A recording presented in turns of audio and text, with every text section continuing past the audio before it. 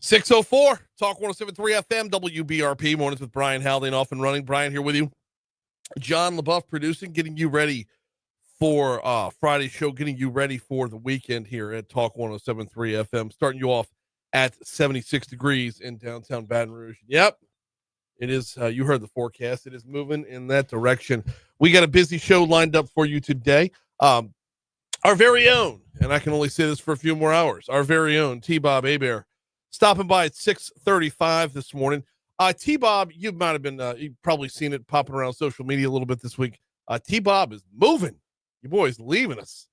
Headed up to Chicago. He landed a gig with Barstool. Just want to chat with him a little bit about the ride, about the journey, and about getting connected with Dave Portnoy and just making this jump. So he's going to stop by at 6:35. 7 o'clock hour, State Representative Joseph Orgeron going to join us on the hotline. Representative Orgeron has got a couple different things moving through the legislative session. We're going to pick his brain about that. But really, I want to talk about the pause on the funding with the mid-Barataria sediment diversion. Representative Orgeron's from down that way and describes it better, tells the story better than just about anybody out there. So look forward to that. There is yet another health initiative, health screening going on this weekend, this time over at Mary Bird Perkins. We'll talk with Chriselle Richard at 7:35. What is the state of the film industry in Louisiana? Jason Waggenspack heads up Film in Louisiana. Going to join us at 8:15. And then Foodie Friday is back. The folks from Guy's Smokehouse going to be in the house this morning. And I still don't know what we're eating. Don't care. Guy's Smokehouse does it right.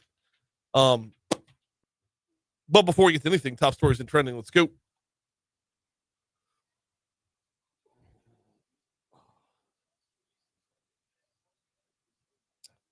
Buttholes. Number 5. St. George fire officials met yesterday with discussions on the fire chief's succession plan on the agenda. Quote, "This is not a retirement, at least not today, though some people say, no, my day is coming. I thought it would be good to develop a succession plan to have someone in my place. You never know. I might not wake up one morning," said Chief Gerard Tarleton. Keeping it dark, right? When did he turn into Olivia Soprano? Number 4. Sorry. Yesterday, Governor Jeff Landry signed into a partnership with the federal government to target illegal immigration in Louisiana. Landry's office said this, quote, game changer is called Operation Go, of course, GEAUX. Louisiana law enforcement will be allowed to enforce federal immigration laws, giving them the tools necessary to take dangerous illegal criminals off our streets. Number 3. Community leaders from across the state gathered in downtown Baton Rouge at the River Branch Library to come up with a solution to keep the progress they've made in crime prevention from unraveling due to major cuts in the federal budget. The Department of Justice terminated more than 350 grants worth more than $800 million in crime prevention funding. Equal Justice USA, Louisiana strategist Josie Alexander said Louisiana lost more than $3 million in grants for community violence intervention programs. Number 2. The House of Representatives advanced the budget yesterday without raising taxes, also cutting some government waste through smart fiscal discipline. It is HB1 and now heads to the Senate. Earlier in the week, in fact, right after it came out of committee, we spoke with State Representative Jack McFarland about it. That audio is available on demand at talk1073.com. By the way, the bill does fully fund several educational priorities, including the Gator Scholarship Program and that $2,000 stipend for teachers and support staff. Number 1. Big old fire yesterday. Oh, my goodness gracious. If you did not see it, just scroll through your social media a little bit. You will eventually. The Nottoway Plantation Resort Plantation Home in Emberville Parish caught fire yesterday afternoon. I mean, it went up in flames. It was massive. And there was subsequently massive damage to the 166-year-old house on the Mississippi River. Now, the way the house was built might have helped out a little bit because it was built in different phases. But the blaze started in the south wing before spreading to the main house. And damage assessments are going to take a minute, but it looked rough.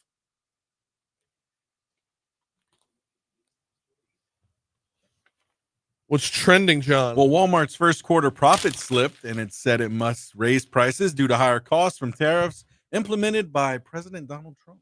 I wonder about this, though. Because, okay, yes, I understand you got 1 quarter worth of profits that are down, but the tariffs didn't kick in that first quarter, right? So are you blaming the tariffs or are you just looking ahead? If you're just looking ahead, maybe give it a minute because everything's still in flux right now. In fact, the tariffs with China, which is where most of your stuff comes from, or a lot of your stuff, I shouldn't say most. I'm not doing a head count over there, but we don't know the outcome here. We got a 90-day pause that we're only like 5 days into, where tariffs are only going to be, 30% or 10%? I forget which side of the equation that's on. Yeah. But I think it's 30%. But you don't know. Yeah, so this is based on an assumption? Right. This is basically what they're doing? Right. Hey, because we're assuming that tariffs are going to be high, we're just going to raise our prices now. Yeah. So much for rolling back, right? Yeah, really. Hey, Rob Schneider isn't the only SNL alum making his way through Baton Rouge. Tim Meadows will be at the Manship Theater on June 20th. That's pretty cool. Yeah. Wait, is that Father's Day? It's the first official day of summer. I know that. That's a good question. Yeah. See, this is how pathetic. No, Father's Day is the 15th. Okay. Okay. Close. That's how pathetic Father's Day is. Yeah. Father's Day does not rank like, I want to say on a ranking of the most popular holidays of the year, it's 20th. That's why I had the 20 in my head. Yeah. It's 20th. I did not know there were 20 other holidays. You couldn't name on the them. Same day. Well, no, not on the same day. On the same. Okay. Oh, no. Throughout the calendar year. Fact that right, like Christmas, Easter, Thanksgiving. Yeah. Memorial Day, Veterans Day, Mother's Day is in the top 5. Father's Day is number 20. It's Halloween's up there. 4th of July's up there. Father's Day's number 20. Oof. Yeah. So when we do national days, it'll probably be at the bottom of that list. It'll be pretty like much National Cupcake Day. Right. Blueberry Cobbler Day is up Yeah. there. Arbor Day is up there. Earth Day is up there. Right. Father's Day's way down. Buried down there somewhere. But back to the point, though. Yeah. Tim Meadows. Yes. That's awesome. Really cool. Yeah. Really cool. The really ladies exciting man. stuff. The Ooh. ladies man. It's a lady. Oh, man. Hey, Josh and Jace, the two British going viral all over the state, have moved on from Baton Rouge and headed down to New Orleans before going home. I spent a big chunk of my day yesterday chasing them down. And I was tempted, about, man. I was like, I felt like I was 5 minutes behind them everywhere. Really? Yep. So here's what I did. I was calling around to the different restaurants where they might have been going. I can only confirm one that they actually went to because it's already been posted. That's Elsie's Plate and Pie. Yep. They visited Mike the Tiger. Yeah. But yeah, I didn't like physically chase them around. I mean, there's making phone calls trying to get them on the show. Like everywhere I called, they're like, "You just missed them." Talking with well, I don't want to out who gave me other phone numbers, but everywhere I called, they're like, "They're out of my hands now. Let me send you to so and so," or "This is who helped me out with this. Let me send you there." Yeah. And the last stop along the way was they're already headed to New Orleans, and I'm like, "What in the dookie? Like, how is it they only spend one day in Baton Rouge, right? But they spend like half a week in Arnaudville?" Right? I was even surprised at how long they spent in Homa. Right. I mean, like, but you're right. It's funny. So to those who have been asking or have been telling, they've been telling me too. Yeah, man, you need to have those guys on. I'm like, Brian's trying so hard. I'm trying. Like, it's weird. It's wild to actually like. Okay, so it's be in also someone's DMs like that. Like, hey, I know I sent you this before. It's also insane how how quickly the virality of this was. How quickly they had like a handler on the front end of their visit, like through the state. Yeah, that handler's already back in the UK. Like, and it's just these two dudes are rolling around. If you don't have their direct cell phone numbers, you're out of luck. Yeah, you're out of luck. I mean, I only got as far as I did because, well, you knew a few people, right? You had some. Well, yeah, some boots on the ground. Here's where it got fun. Yesterday was also tourism day out of the state capitol. Right. So a lot of people who work with convention and visitors bureaus, a lot of people who work directly with hotels, maybe people that you know from the hotel that they stayed at in Lake Charles. Yeah. So, but yeah, it was constantly. I felt like I was chasing Kaiser Soze. It was just Well, I felt the same way when they were at Elsie's. I'm like, right down the road, guys. Just right down the road. Yeah, like we're right here. I mean, think about it. They went from Mike the Tiger, over to Elsie's. Yes. So they literally passed in front of us on Government Street. They did. Right there. Assuming they came up Highland. One would assume. Or Nicholson for that matter. I mean, Mike the Tiger's right off Nicholson. You come up Nicholson, you hang a right, you go up Government, boom, Elsie's Plate and Pie. How about it? can't wait to find out where else they went, though. They have to have gone to more than one spot. I hope so. I'm really, really hoping for either Tony Seafood. Yeah. Because what crazy would they have gone to see the live catfish in Tony Seafood? Yeah. Right? I mean, not to mention just eating everything there. Right. But the live catfish would be one. And the other one that I really wanted them to go to was Chicken Shack. Right. Because, the food is authentically Louisiana. It's not Cajun food. It's more soul food.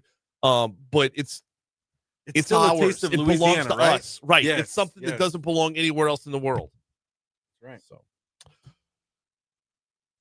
it's 6:15 at Talk 107.3 FM WBRP. We need to take a quick break. When we come back, LSU baseball drops game 1. What does game 2 look like? We'll talk about it next.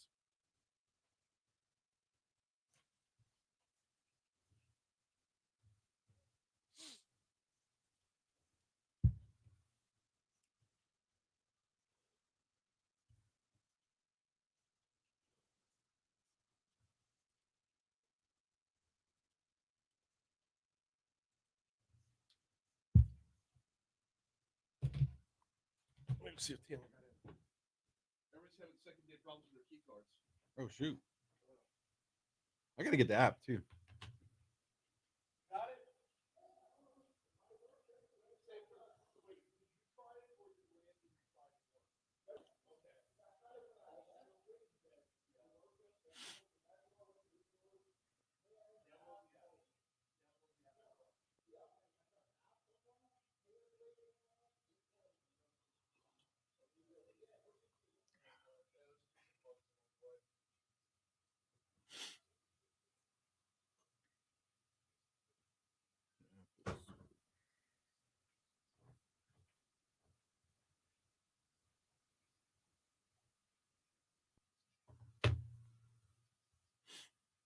It's Days Smokehouse, not Guys. Oh, That's on me. That's on me. so Dave's? Day. Oh, D-A-Y. Dave's. Oh, okay. Let me change it real quick.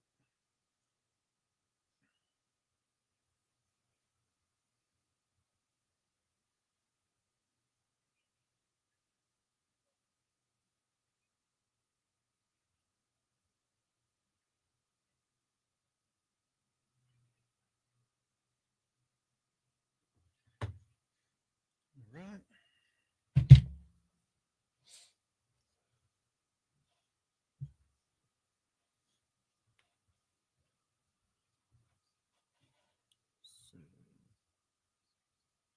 All right. It's changed. Thank you. No problem.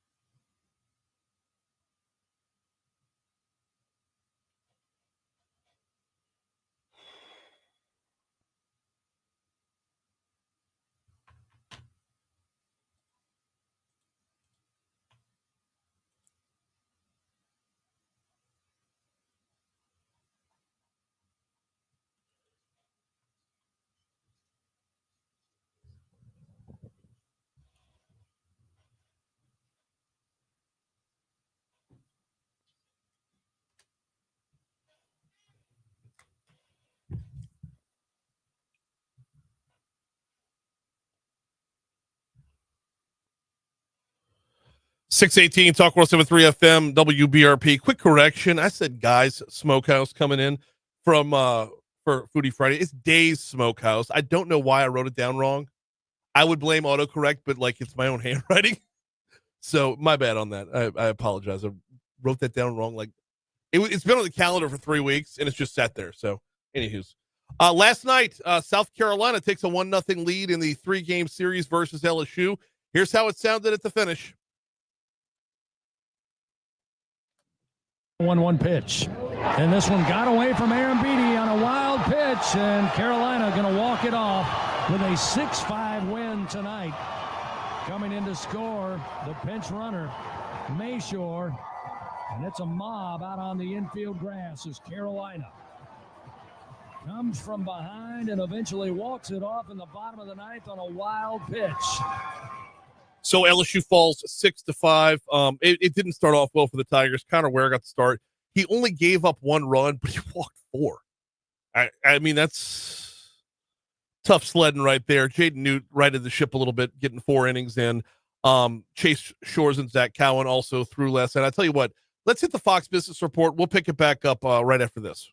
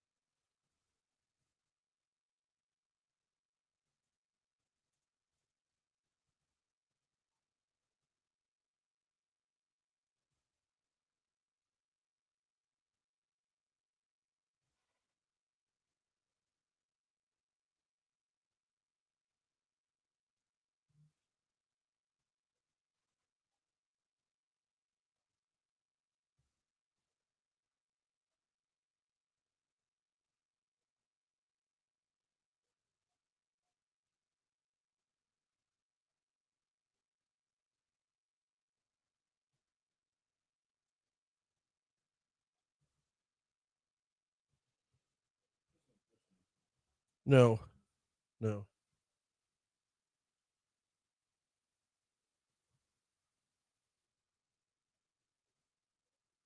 How long do I have?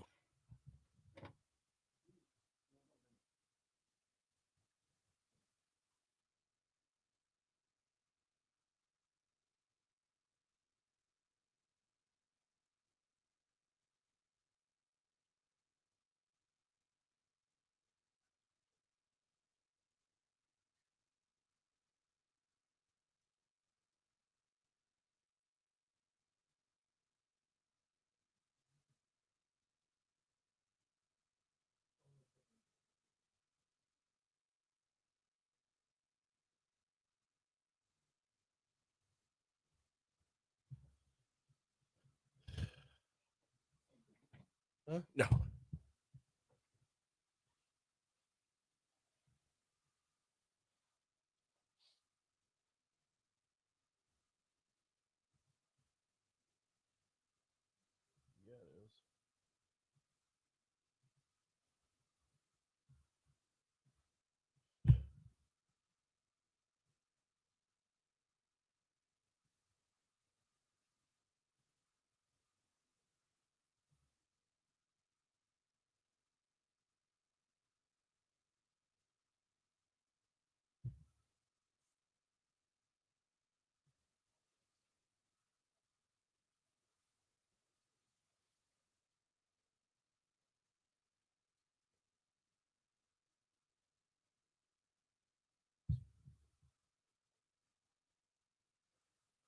Really light volume on I-12 westbound to start off the morning, lighter than normal to be sure.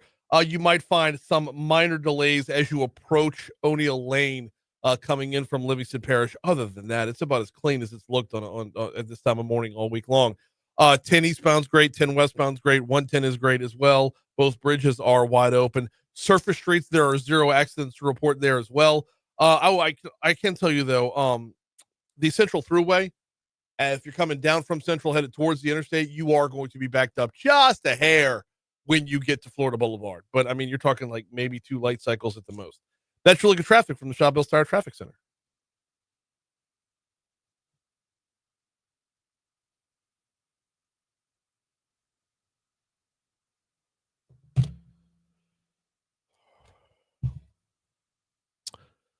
.624, Talk 107.3 FM, WBRP, mornings with Brian Haldane, rolling right along. So Tigers take the L in game 1 of the series with South Carolina last night. And as you heard in our last segment, a walk-off pass ball or a walk-off wild pitch. I don't know how it was determined, but a walk-off wild pitch, let's call it. So that's twice in 2 weekends where you've had the unusual walk-off. Last week, you had the walk-off strikeout, pass ball, and run scores. Had that last week. So not your huge, as it were. That being said, though, LSU baseball's just fine. They'll play at 6 p.m. tonight. You'll hear it on our sister station, Eagle 98.1. Cade Anderson will be on the bump for the Tigers. He is LSU's ace pitcher. Tomorrow, they will play a third game, hopefully the rubber match, 2 p.m. start time. Anthony Ianson will be on the hill. So LSU went into last night pushing back the pitching rotation so that Cade Anderson and Anthony Ianson would be pitching on their normal days, normal number of days rest, as opposed to moving them up a day to have them in games 1 and 2 respectively. This way, you're setting the table more for next weekend when you go to Hoover for the SEC tournament, and more to the point, setting up for the weekend after that when you host a regional. So 6 p.m. this evening, pregame will start at 5:30 over on our sister station, Eagle 98.1, right here on Talk 107.3 FM. Coach Beth Tarina and the 10th ranked LSU softball team are hosting an NCAA regional this weekend at Tiger Park. LSU is facing Southeastern this evening, 4:30 p.m. A win would have the Tigers playing tomorrow at noon against either Nebraska or UConn. 4:30 is roughly your first pitch. This kind of depends on how long the game in front of them runs. So pregame will be 4:15 right here on Talk 107.3 FM.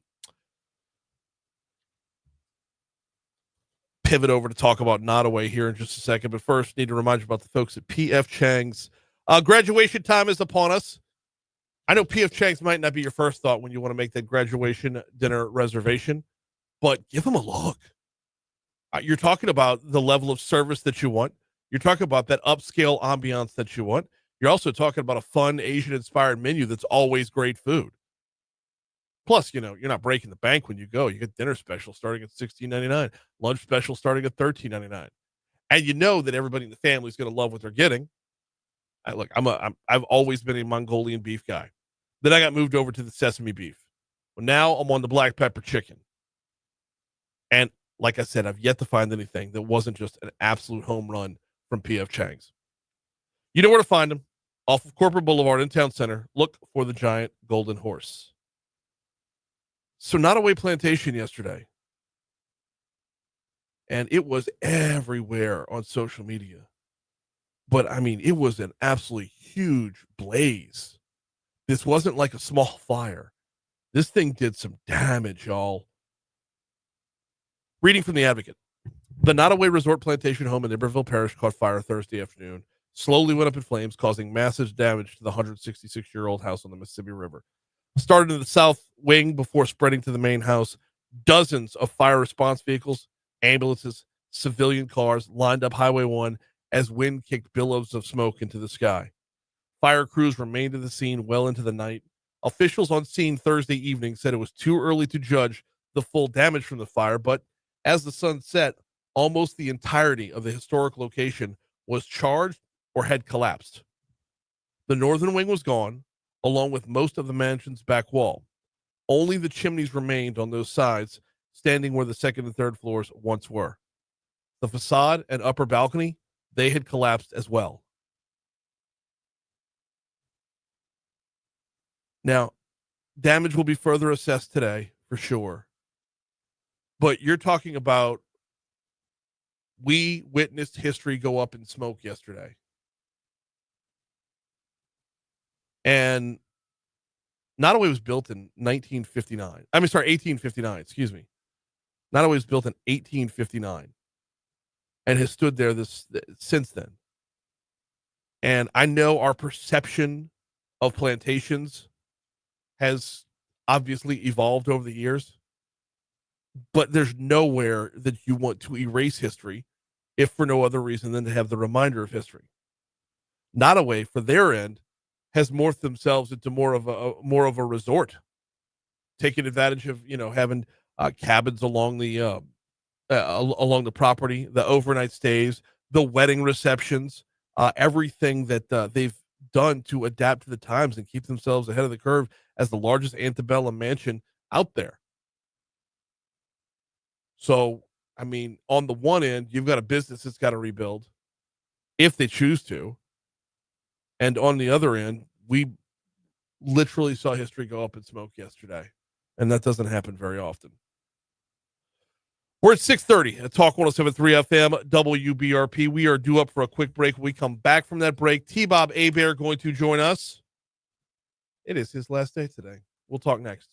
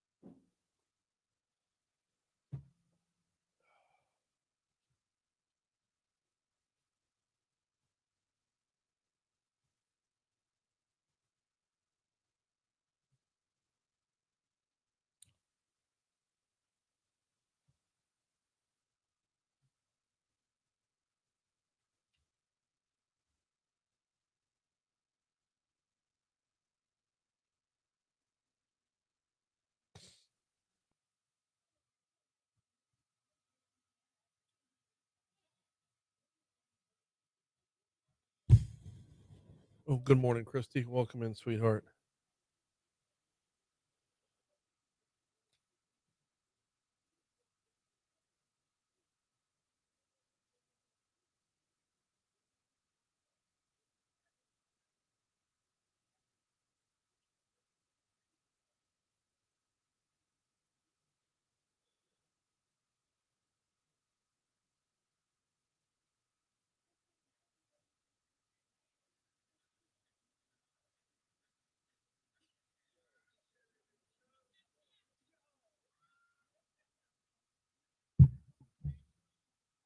Oh, that is brilliant. The Jumbotron at a Timberwolves game was focused on a guy who has no idea he's being filmed, just sitting there in the stands, taking a bump of cocaine. Oh, freaking way. That's No freaking fantastic. way. Wow.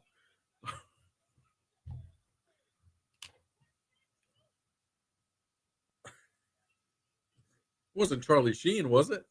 Oh, okay. Some dude.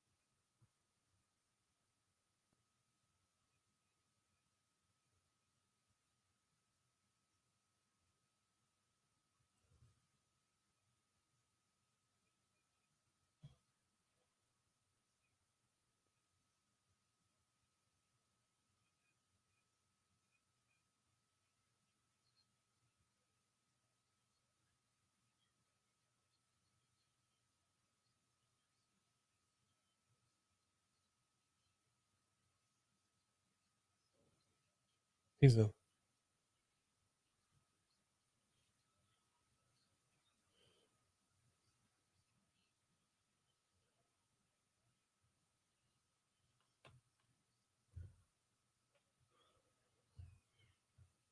You did get in. Awesome. I don't know why it didn't work the first time. Yeah. Landon was saying there's been some bugs. So.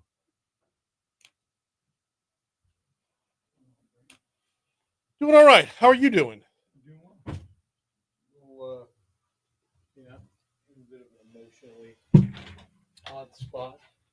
Oh, the 9 o'clock hour is going to be a mess. Yeah. It's going to be interesting. That's for sure. You sit across from Clarence Bugs in here and spout my liberal propaganda just for Bugs to tear me down. How have we called that? What do we call that? What was it? Fuck. Can't remember. It was a good name. Matt Kennedy used to do something where he'd get somebody really old and somebody really young on at the same time. He called it generational joust. That's a better name. That's a better name. We used to do it on Tuesday. And something right left. I can't remember. It was fun though. No, we just walk through, tell the story, how you get connected and whatnot. Oh, You want to tease it or you want to? yeah. Looking at it, warming trend to continue through the weekend. Here's your forecast from WBRZ meteorologist Emma Kate Cowan. Yeah, that's A little recap of the history here. And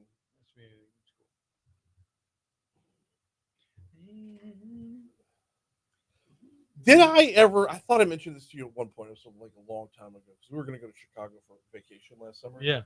Have you ever heard of Chad the Bird?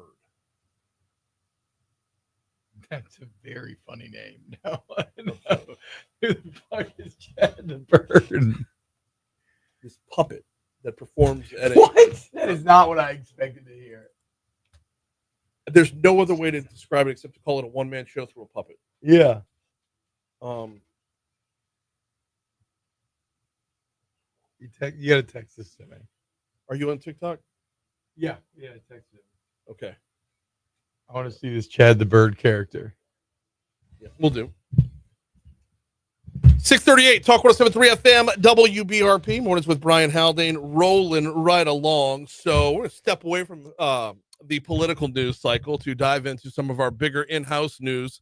Biggest in-house news in a long time. Our own T-Bob Hebert is in studio with me right now for the last time. Yeah. How are you, Brain, brother? What's up, man? I'm okay. It hasn't weird, fully sunk in yet? No, I still haven't gotten hit with the sledgehammer of emotions yet. I don't know if it'll come today. When I was writing the piece that I put on LouisianaSports.net the other day, that was maybe the first jab landed by the moment. So we'll see what else happens. It's crazy though, Brain. I think you were one of the first people that I ever did radio with when me and Jordy were doing Monday and Thursday night. Yep. I think at Kia dealerships at the time. Yes. And we had you on to talk fantasy. That's right. As the Brain. Yep. You are a fantasy football expert. Yep. Because I used to believe that everybody needed a fantasy football segment for sure. Yeah. Which now you need a gambling segment instead. So. Well, I mean, and honestly, I don't like. I think I've kind of come to the opinion that like with those segments, like if you're into it, do it. I don't even think you have to force feed unless somebody's going to pay you. Yeah, this is radio. No, absolutely. Sponsored content. Yes, but yes, very very fun memory that just hit me about 30 seconds ago. I you being our forgot about it as well. Fantasy football expert on the original iteration of Off the Bench, which was Monday and Thursday nights. 5 to 7 p.m. Yep, I believe is what it was. Yep, because that was before Moscona had expanded to the third hour. That's right. Yeah, man. Unbelievable. Forgot all about that. It's 2013. That was 12 years ago. Speaking of must tune in segments, you haven't done it in a while, but you are still the creator of my favorite segment in the history of radio. My favorite segment as well. The Song of Purple and Gold. Yeah, man. It was basically the Southeastern Conference's version of Game of Thrones. It is the thing that from a pure creative standpoint, it is easily my favorite thing I have ever done. Unfortunately, I ended up having too many kids and a bit of like, I mean, by the end, the workload was getting extreme, and the story ended perfectly. Yes, Like all the players in the game are now gone. Yeah, Between- and like it went to the Natty, and you won, and you beat Right, good. Like right, so, right. it's like it. You know, the muse in terms Yes. of how to follow it up also left. But I mean, dude, by the end of that thing, because I actually went back, and I don't know if I'm going to play it today because I don't know if people want to do that or like Screw like, what people live want. in It's the your last moment. day. Do what you want. But my favorite episode is the one before the Alabama game where we ended up doing a full One Day More Les Mis parody. Okay. And I mean, from writing everything to then getting everybody in to record everything, then editing everything. I mean, we were probably looking at like 20 hours a week For that one segment. Yeah. Yeah. And then, but man, I really love how One Day More came together. And I wish I had a picture of the edit. Maybe I could dig it up somewhere, but yeah, that's what I hope one day. And maybe, I don't know, maybe at Barstool, like given that maybe I'll have more like a production or editing team. They seem to encourage weird ideas. I don't know. Maybe I can find that muse once again. It's always in the back of my mind. It's what I appreciated more than anything was it stepped so far outside of what we're all used to from sports talk radio. Yeah. Because there's sports, there's analysis, there's banter, and then there's this other thing that was created somewhere in the realms of T-Bob's mind, but it played. I love audiobooks, and I never grew up in the era of the radio play. Okay. But I tried to emulate what I imagine Little War of the Worlds type of. Yes, like a radio play was like. And even go back and listen to it, there's still stuff like, oh, we could do that better and tighter. So I don't know, maybe one day. Well, yeah, the fact that Barstool embraces that sort of, off the wall content, stepping outside of, it's look, one bite, everybody knows the rules, and then he takes 6 bites. There are no rules. So yeah, it's gonna be it's gonna be interesting, man. It's definitely a new adventure. I don't know exactly what it's gonna be like, but all right. So I guess I skipped right past it. T-Bob's leaving us to go join Barstool Sports. Tell us how this happened. Well, my contract was coming up, and I was just talking a lot with my family, and I love it here, and I was completely content here. But I wanted to maybe see if there was more out there, both like financially and feeling maybe a bit of the itch to just take a shot. Mm-hmm. And see if something could come about.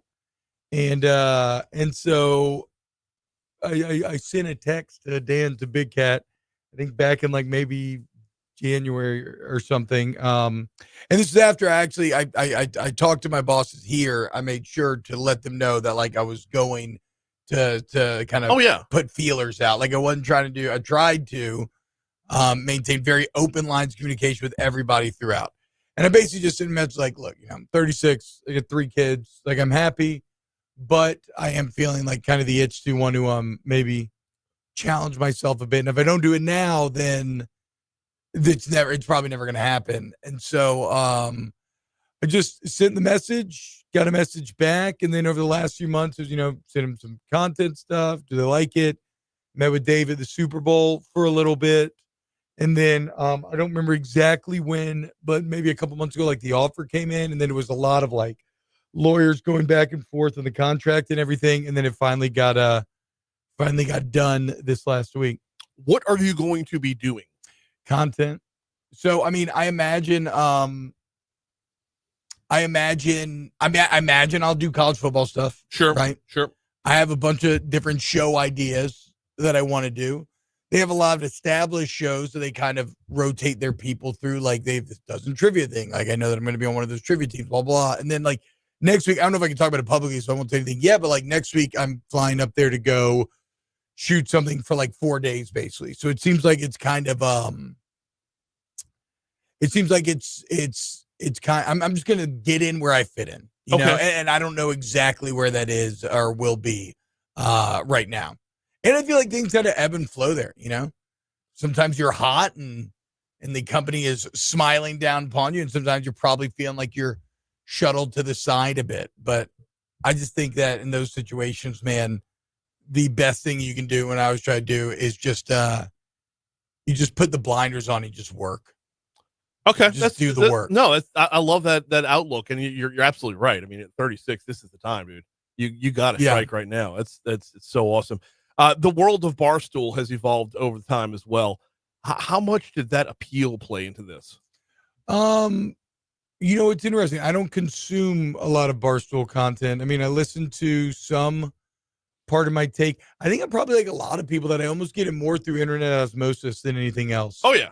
Because that's, I feel like, where they've really invested heavily and done so successfully, is they just have an army of young people with cameras and editing equipment 24/7 putting stuff on social media. Right. So like, it's a lot of like Twitter osmosis and whatnot.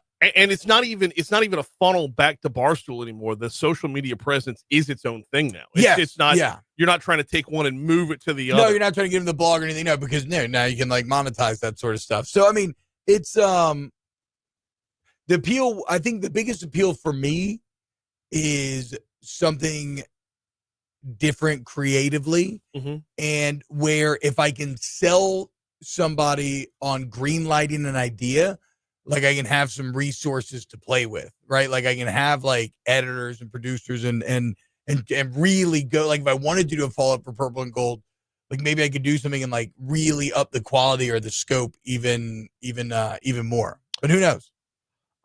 So today is your last day. How much is just going to be the retrospective? I mean, we got to talk about last night's game to open. Freaking absolutely brutal game. Dude. Yeah. God, pass so much. But yeah, it'll be a lot of that, I'm sure. I don't know, to be honest. Normally my shows are all very planned out and prepped, but today, I don't know. We'll probably start drinking champagne at about 8 a.m. So we'll see where it goes. Pushing that up an hour early. Yeah. Yeah, okay, we're adding an hour on to champagne shenanigans today. Okay, that is fair, and it will be must listen radio to be sure. Give me one quick story. Give me a story from somewhere along the way that you're just going to carry with you for the rest of your life. God, there's a lot. I mean, maybe a touching one is when Jordy got fired. That was really, really upsetting.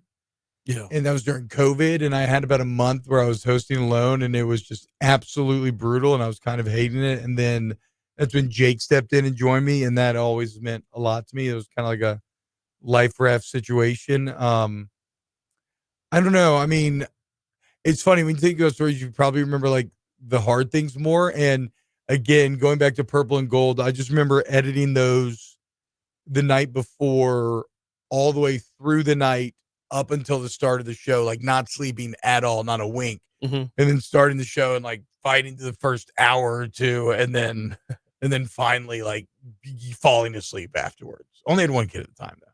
Yeah. But yeah. Well, it is a monumental move, to say the least. You're going to crush it, dude. You're just going to own Chicago. It's going to be absolutely amazing. Following in your father's footsteps of Heberts who moved to cities within the NFL franchises that I hate. That's very true. You're going to have to become a Bears fan. And look, man, I'm grateful to you. I'm very grateful to all my family and friends here, and Guarantee as a whole, man. It's the most bittersweet experience and one of the more contradictive emotional experiences of my life. You are brilliant. You are hilarious. You are not afraid to embrace either one of those things. And you're just an overall great dude and a great friend. I love you like a brother, and I always will, man. All the best. Brain, love you, man. Thank you, brother. It's gonna be so. As soon as this show's over with, I'm heading upstairs just to like lurk in the hallway. Yeah, it's gonna be rough. We're gonna see. Man. All right. Yeah, the last hour brought to you by Kleenex. He is T-Bob Hebert. Catch him on Off the Bench. He's starting up in 10 minutes, and then we'll be moving to Chicago shortly thereafter. God, that's crazy. Yep. All right, y'all. All right, we got Your Money Now coming your way. After Your Money Now, we will check traffic. We'll come right back. Continue it next right here on Talk 107.3 FM. It's 6:50. Later, brother. Love you.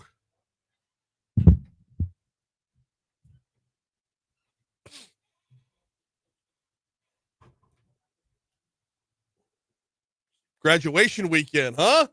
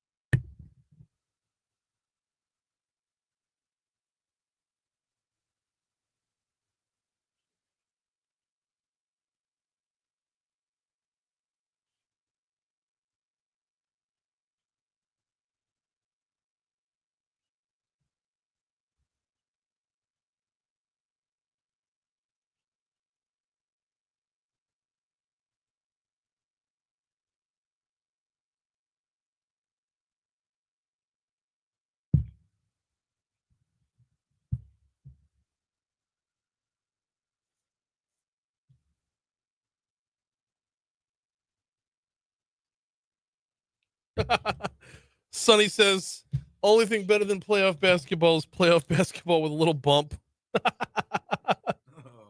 There we go. Oh, that's my God. good.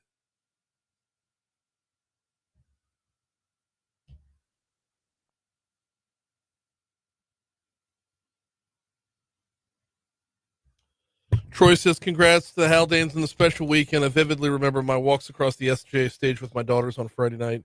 Enjoy all the emotions. I'm not ready for it, dude. I have yet to be hit with any emotion at all whatsoever. And tonight's honors convocation is going to crush me. Yeah, I was gonna say, man, that stuff's just building up. Just building up, and then You're so busy that you can't stop and you're busy and you're buying 150 freaking dresses. Like every time you turn around, they've got another thing to do. And it's like, in the meanwhile, you want to make sure that they're taking advantage of all the time with their friends that they can. And like, because that all, the feeling of that all going away when you go, like, it just, we're talking about the 755.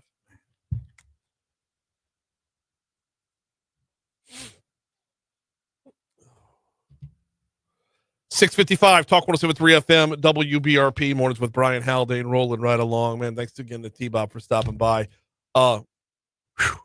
Graduation weekend, man. That's it. Look, T-Bob's moving to Chicago. My daughter graduates high school this weekend. It's that time of year, man. It's that time of year. It's also the legislative session, which is going on right now. Get into that in just a second. Got to remind you about Landmark Bank. LandmarkBankLA.com is the website. LandmarkBankLA.com. They were founded in 1897. Think about this. Nottoway Plantation was less than 40 years old when they were founded. Huh? Right? Also, Landmark Bank did not have a Bruley branch yet, which they do now. It's the newest branch. Learn more at LandmarkBankLA.com. You know them and love them if you're in Zachary and Denham and Clinton and Greensburg. You know where to find them. If you don't, go to LandmarkBankLA.com. But for over 100 years, for well over 100 years, they have been a community bank and remain so. So whether you're talking about your checking, savings, investment, retirement, whether you're talking about starting a new business, whether you're talking about moving your business account to someone who's going to take care of you, LandmarkBankLA.com. A little bit of drama in the State House of Representatives. Well, very little drama, I should say, as they unanimously passed the state's budget. The stipends for teachers and support staff, they got re-upped again, $2,000 and $1,000 respectively. That's going to cost almost $200 million. The House found that money by making cuts to equipment purchases, the health department's budget, and some and cuts to intensive tutoring as well. Stephen Procopio, the president of the Public Affairs Research Council, tells our news partners over at Louisiana Radio Network, House members were very reluctant in slashing those funds for tutoring. The chair of appropriations wants to see this filled. And if the revenue estimates come in better and they expect them to be better, then that's the first thing that will have its funding restored. Because that high dosage tutoring plays a big part in where our education numbers have been headed, which is in the right direction. And you hate to stop something when it's moving in the right direction like that. Also in the budget, $93 million going to the LA Gator Scholarship Program that Governor Landry was seeking. Procopio says that might be a hard sell on the Senate side. They felt they had an agreement that they would, the first year would only be for the current students and cost about $50 million. So that other close to $50 million, I think there's going to be more of a debate on that in the Senate Finance Committee. Yes, but to go along with that, though, the numbers are already balanced out. So there's probably going to be discussion. I don't know how much change. Back to Stephen Procopio. He says the budget makes its way through the Senate. The only changes he would anticipate would actually be finding more money to allocate to essential programs. I haven't seen anything that says it's going to change majorly, but I'm getting the sense from other people that they expect the forecast to be increased so that we'll have more money to spend. And if that's the case, then you will definitely see changes.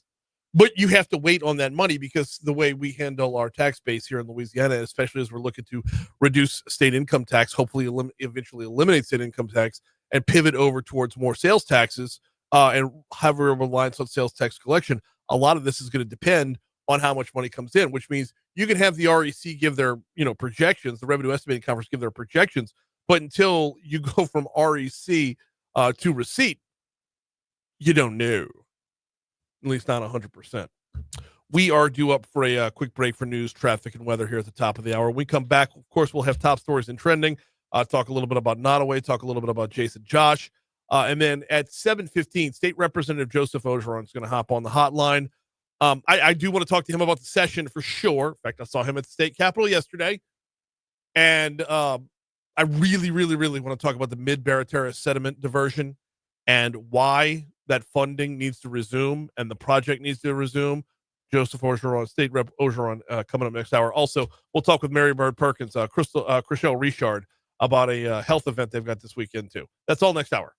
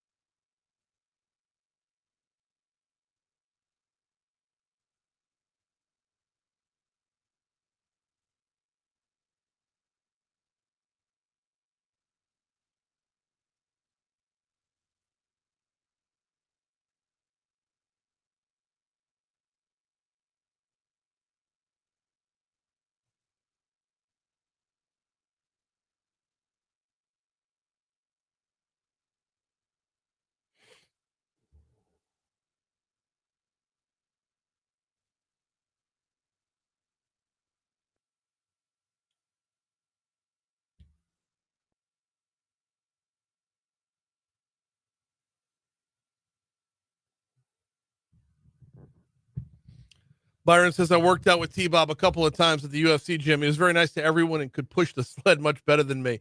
I should hope so. I mean, he was a D1 college athlete. I mean, he got a couple looks from the NFL. I mean, one of them's from the Saints, but there's just such an awesome dude. Oh, yeah. And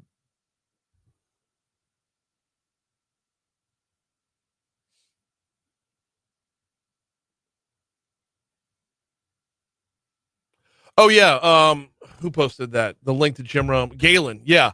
So the Jim Rome thing is a different piece. I don't know if he's still gonna be able to do that moving over to Barstool. I can't imagine a world where Barstool would want to limit his exposure, but contractually, like,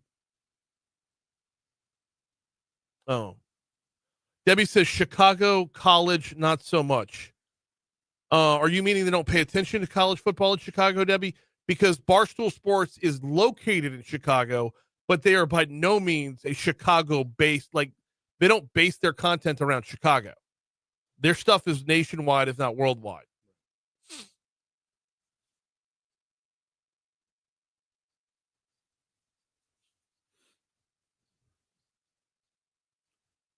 He did an episode of Red Stick back in the day. We need to bring back Red Stick. Yeah. Jeremy White used to have a printed publication called The Red Stick. Oh, okay. And then it moved over to the website and added a podcast, and Sonny was the co-host of the podcast. Yeah, Sonny's another great guy to know. He's awesome. But he they'd bring me on every once in a while, and I would be less than funny. Come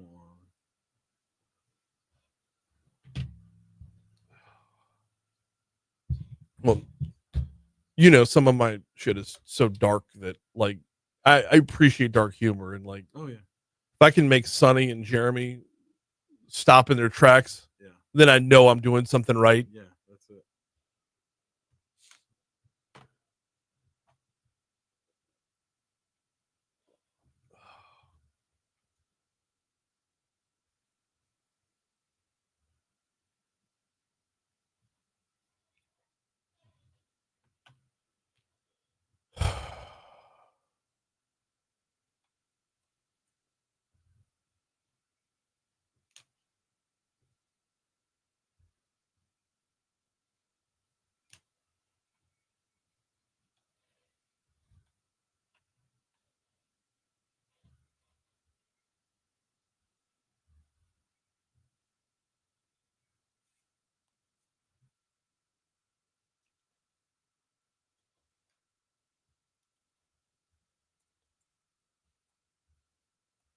.705 Talk 107.3 FM WBRP mornings with Brian Haldane rolling right along. Hour 2 coming your way right now.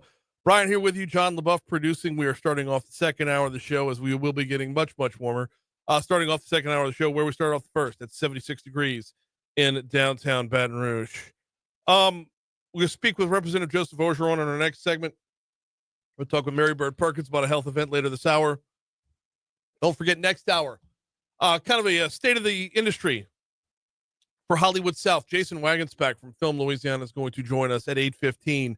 I want to talk about the attempt, seemingly failed attempt at the state capitol to jack with our film tax credits. I want to talk about the success of Sinners and whether or not that success shows immediate returns for Louisiana-based films, and just get a state of the industry as well. Jason Waggenspack coming up at 8:15, and then we got Days Smokehouse coming in at 8:35 for a little Foodie Friday. All right, top stories and trending. Let's go.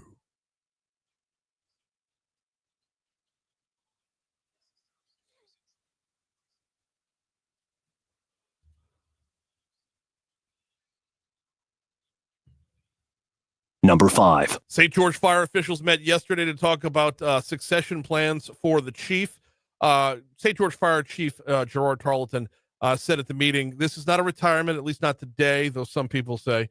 I know my day is coming. I thought it would be good to develop a succession plan to have someone in my place. You never know. I might not wake up one morning." The St. George Firefighters Union President Jason Turner spoke during the public hearing, asking the commissioners to let the union be a part of the discussions when the time comes to bring on a new fire chief. Number 4. Yesterday, Governor Jeff Landry signed into a partnership with the federal government to target illegal immigration in Louisiana. Landry's office said this game changer is called Operation GO, of course, GEAUX.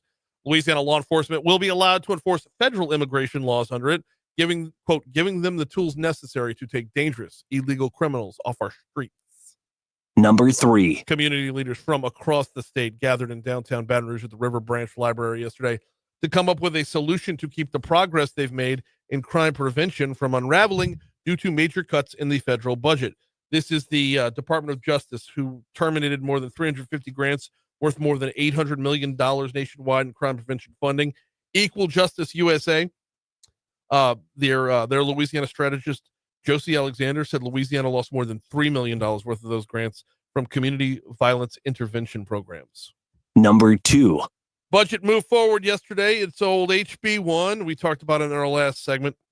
A lot of no raising of taxes, a little bit of cutting of government waste as well. The teacher stipend stays in. LA Gator program stays in as well. It moves over to the Senate. Number 1.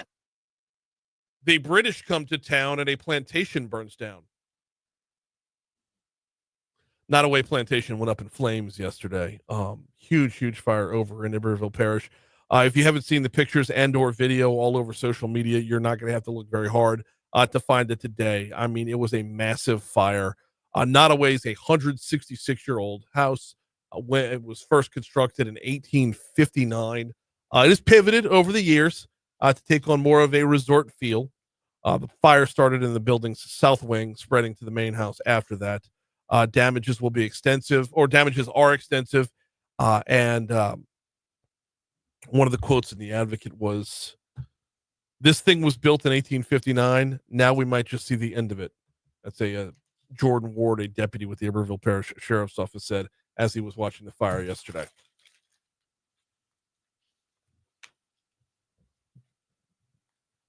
It's not fair of me to make that connection. No. The British come to town and a plantation burns. Coincidence? Just saying. Think They not. did it to the old state capitol, you know. Hey. In other news, Walmart's first quarter profits slipped, and it said it must raise prices due to higher costs from tariffs implemented by President Donald Trump. So This feels preemptive to me because the tariffs hadn't kicked in yet. Their profits were down, but not as a result of tariffs. right. Donald Trump sworn in January, and your profits are down January through March. Like there's no way that's connected. Might be jumping the gun a little too soon here. Nope. Yeah. Completely. Yeah. On the assumption that prices, that tariffs are going to affect them that much.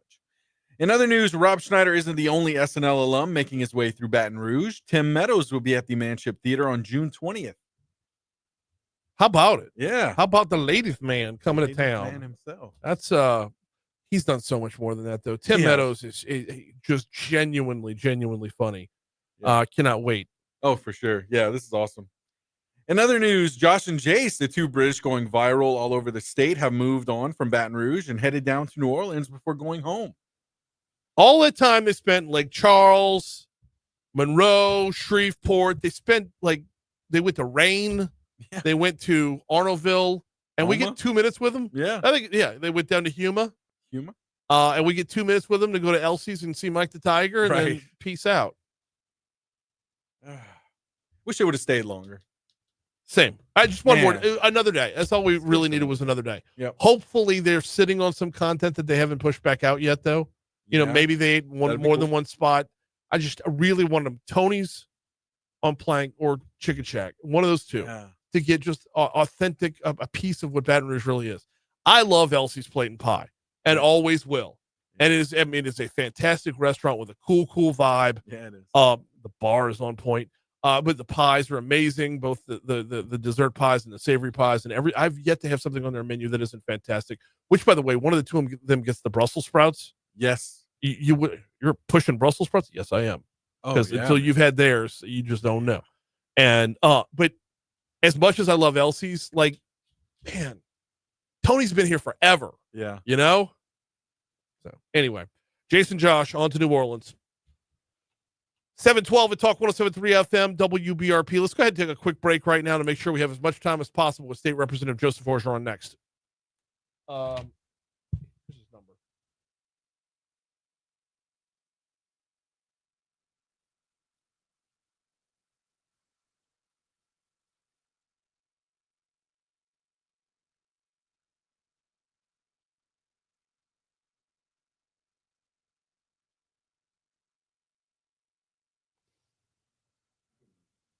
Yeah, thank you.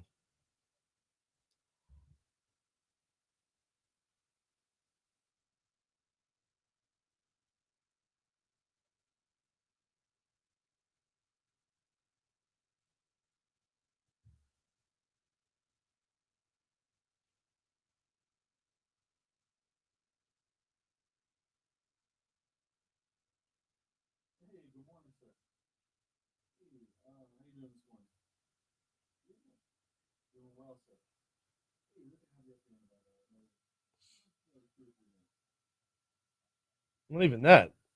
We're already in traffic. Use it in a minute.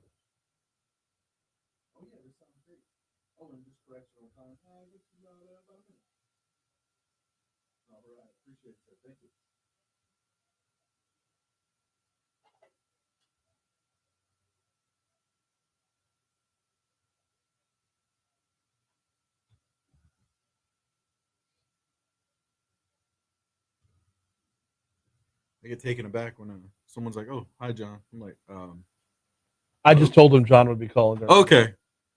Because, Moon thought I was Cade for the longest time. So I just would always say, "Hey, good morning, Moon," whatever, yada, yada. He's just like, "Oh, I thought you were Cade." I'm like, no. I get it, because I never...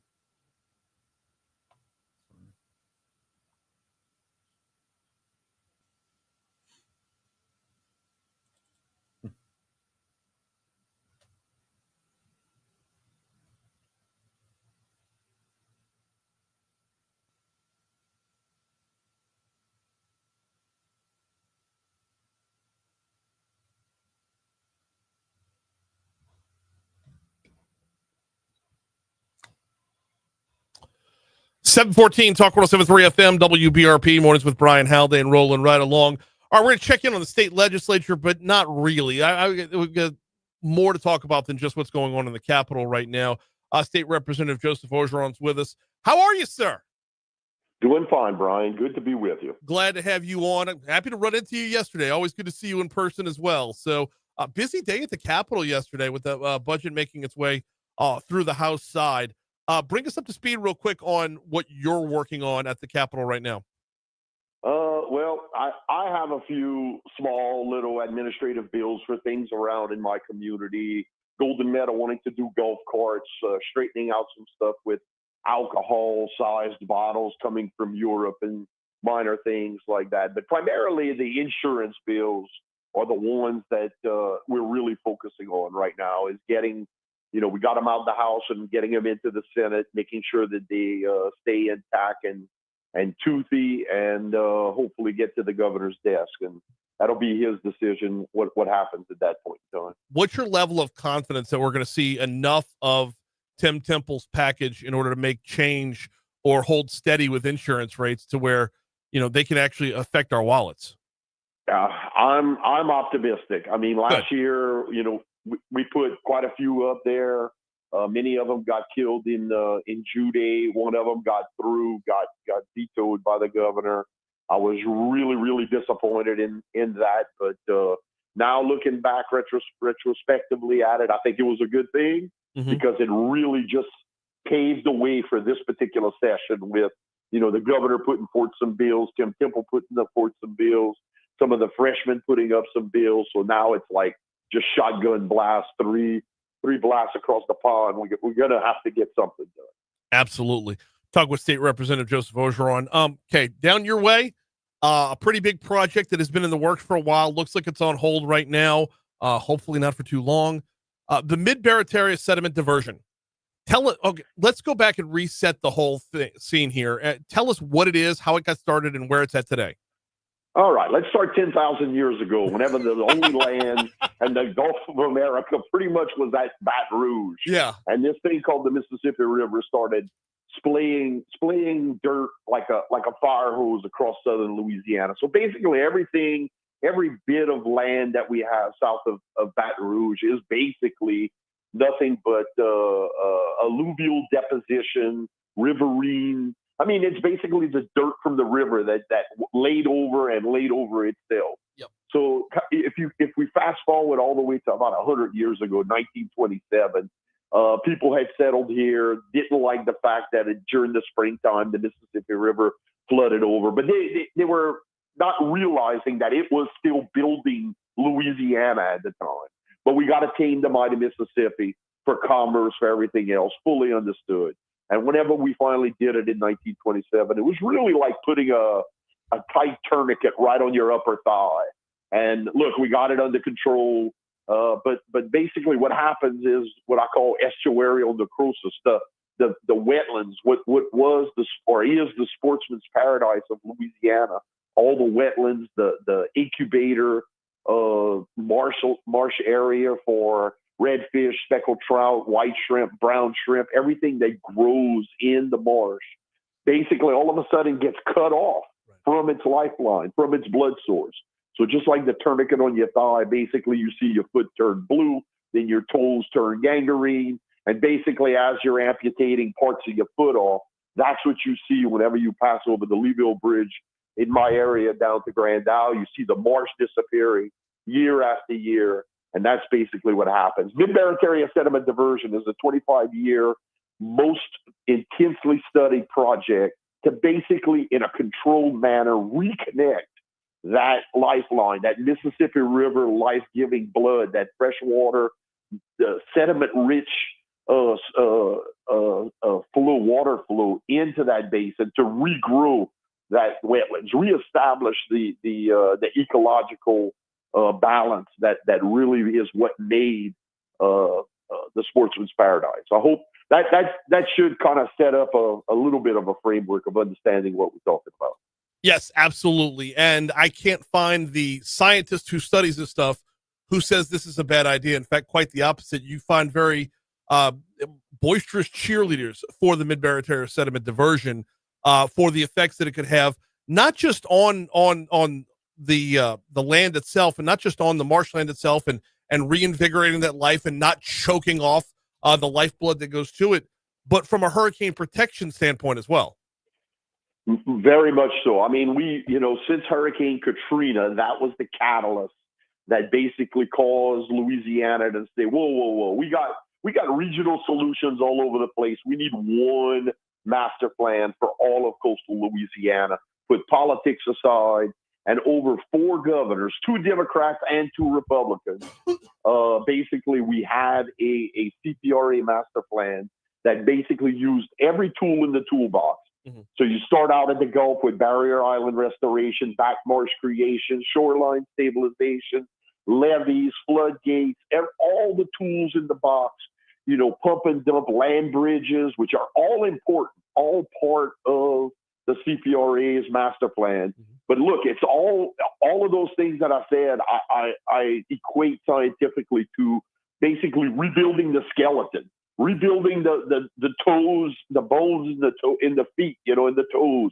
You gotta let Mother Nature be reconnected to put the meat on the bones. She's the one that does that ecological adding. And so, basically what we got now is we have an administration that's basically saying, we're just going to take out that one tool that put the meat on the bone tool, that reconnection to the river. We're going to take that one out. And really, I know you said there's a lot of cheerleaders, but there's really one politically loud anti-cheerleader, and that's the oyster industry, unfortunately. And I'm going to even refine that a little further. The on-bottom oyster industry, so the normal traditional harvest oysters from the bottom, the seafloor, not the seafloor, but the marshy area. So as the marsh erodes, it makes more open water space, more basically you could say farmland for the oyster industry. And they're the primary opponents of this particular project. They're the ones that basically threw the wrench in the gearbox, and then it just became better facilitated by the new administration to let that wrench basically clog up the gears and put the project on unsteady ground. Okay, so let's talk about that for just a second, because while the mid-Barrett sediment diversion could cause some hiccups for the on-bottom oyster industry, it wouldn't be a death sentence for them. Wouldn't they just be moving further out? Correct. They always say for 5 generations, my family's been fishing oysters. Well, 5 generations ago, all of the oyster farming that they were doing was much closer to the coast because that water was coming down. We were still connected to the Mississippi River. And it's just been a process of them propagating themselves more profitably northward. So basically, it would be there's money for mitigation in the Mid-Barrett area plan in order to pay for them to move to leases closer to where the saltier water would be closer to the Gulf. That's correct. Where are we right now with funding for the Mid-Barrett sediment diversion? Because I know a lot of this is tied up into the Deepwater Horizon settlement from years ago. I mean, Deepwater Horizon was 13, 14 years ago. Where are we right now with the funding for this particular program? Well, we're at a spot right now where this this was BP settlement money that was in a consent decree following, part of the settlement that it needed to be spent on this project for coastal restoration in the Barrett Terrier Basin. And it's in the current master plan. So even though the current CPRA administration is determined to kill the project, they still left $573 million in their CPRA annual plan for that project. It's about a third of their construction project. And in speaking with some of the people that work there, they're like, well, these projects, there's other projects that they brought up that were like carried over. They had 1 and 2 year delays. So we just kept that in the project. And that's kind of what they're doing here. They're it's not officially fully dead. So there's some obligation to keep funding in it.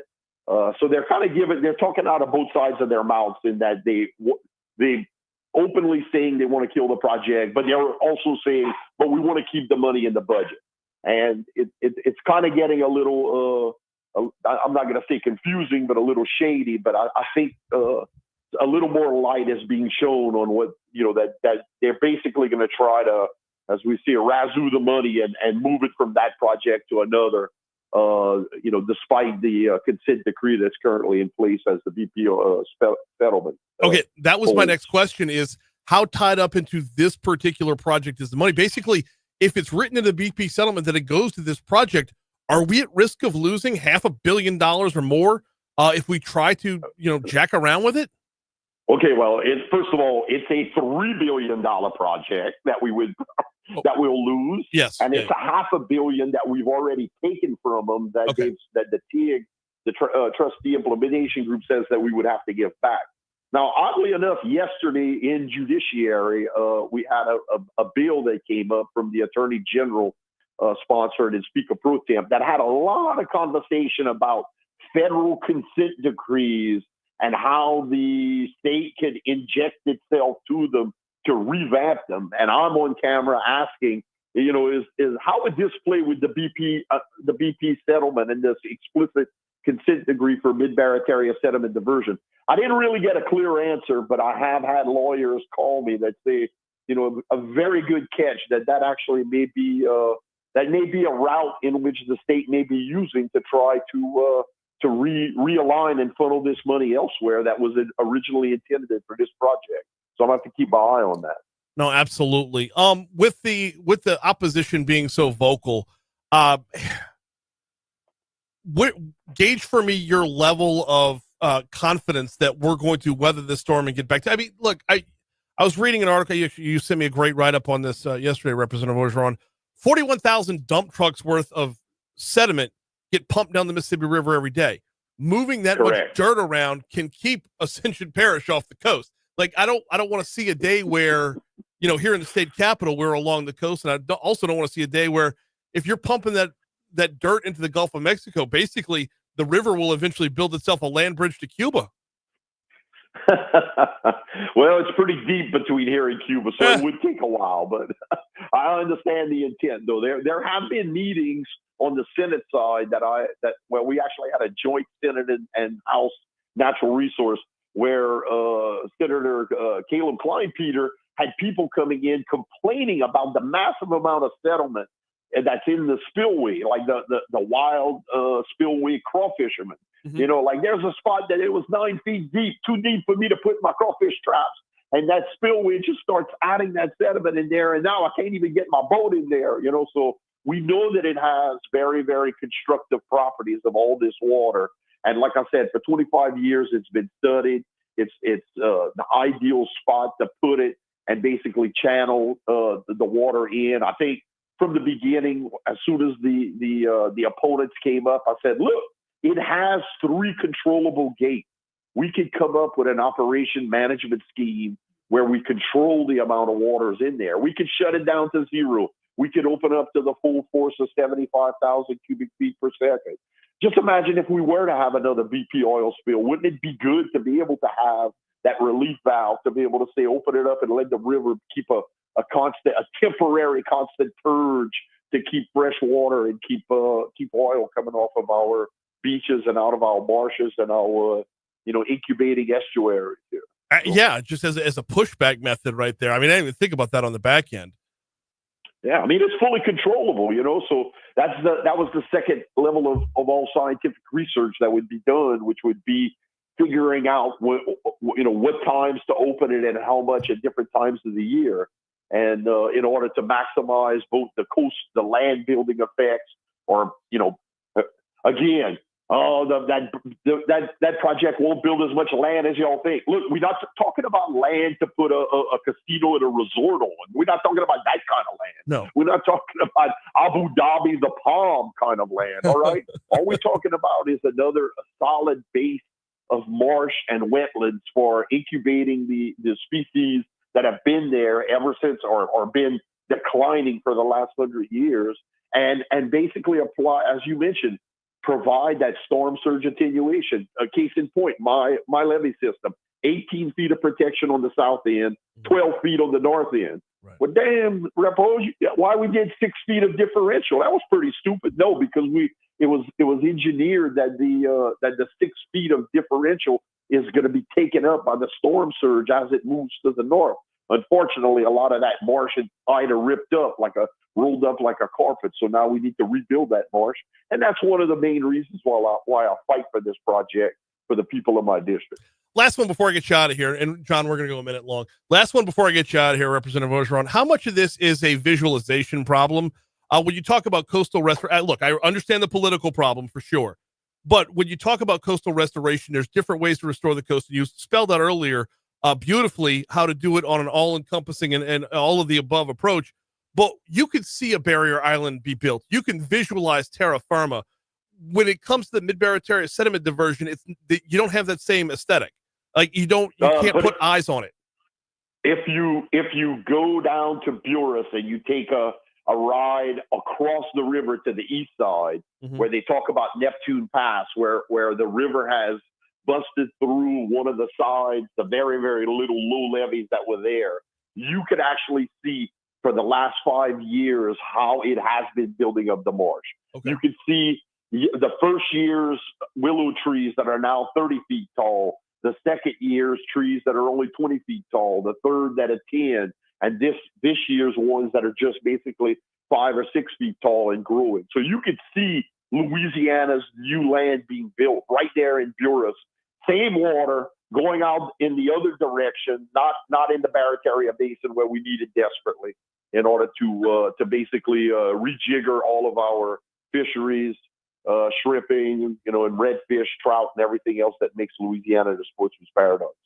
He is State Representative Joseph Orgeron. We'll get an update closer to the end of the session for sure. I always appreciate the time, sir. Have a good weekend. Thank you, Brian. Have a great one. Bye-bye. Bye. Ran him right. I know he had a 7:30 appointment, and I kept him way too long. I apologize. We're running long on air as well. News, traffic, weather, and we will continue next.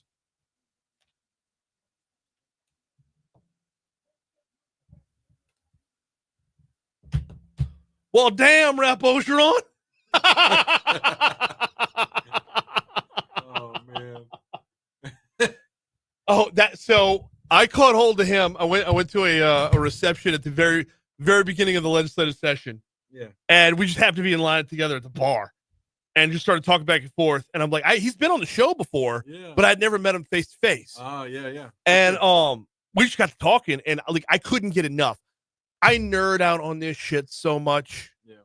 But this is what's real. Like, this is where you have to differentiate between science and politics. This shit is real. Yep. I don't want to live on the coast. I live in Baton Rouge. Right. I have a map in my office of what our coastline looks like and how it's been eaten away. And it wasn't that long ago, Chip Klein was heading CPRA, and he said on this show, it was about 2-3 years ago, he said if we stay on pace right now, the way we're going, we could actually see a reversal of losing coastline versus gaining it. Mm. And by putting this project on hold, you undo most of that. And I know the Mid-Barataria isn't exactly the coast, but it's been impeded so much that it is. So there's a huge difference between political battles and yielding to scientists that know what the F they're talking about. And I'm not talking about nerds that are stuffed in laboratories somewhere. And I'm not talking about like the Anthony Fauci's of the world. I'm talking about the dudes who are scientists that wear shrimp boots. I'm talking about the dudes that are physically out there. These are geologists. These are guys who are physically out with dirt and mud, and they're standing in the thick of it. This is the shit that we know how to do. And we're telling the people who know how to do it to hit pause because our political battles are bigger.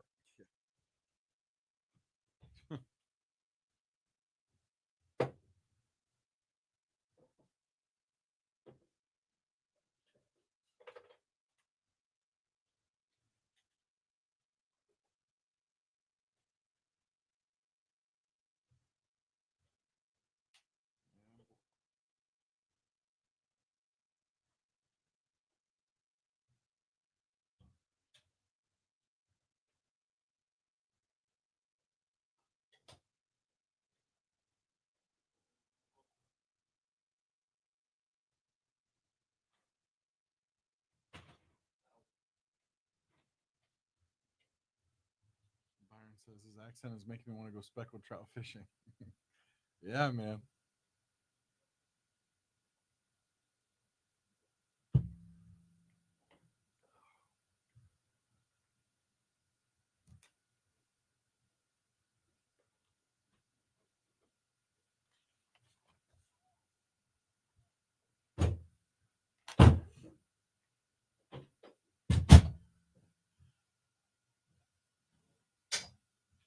Just hit the weather. Okay. That'll work.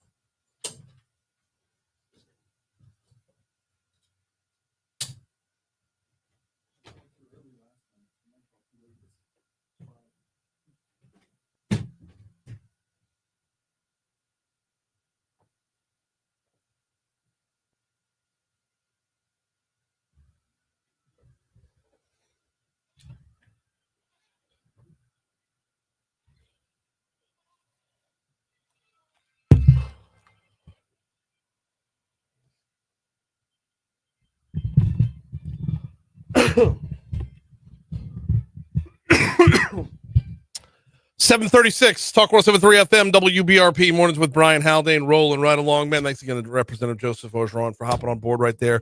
Oh, that's the stuff that fires me up.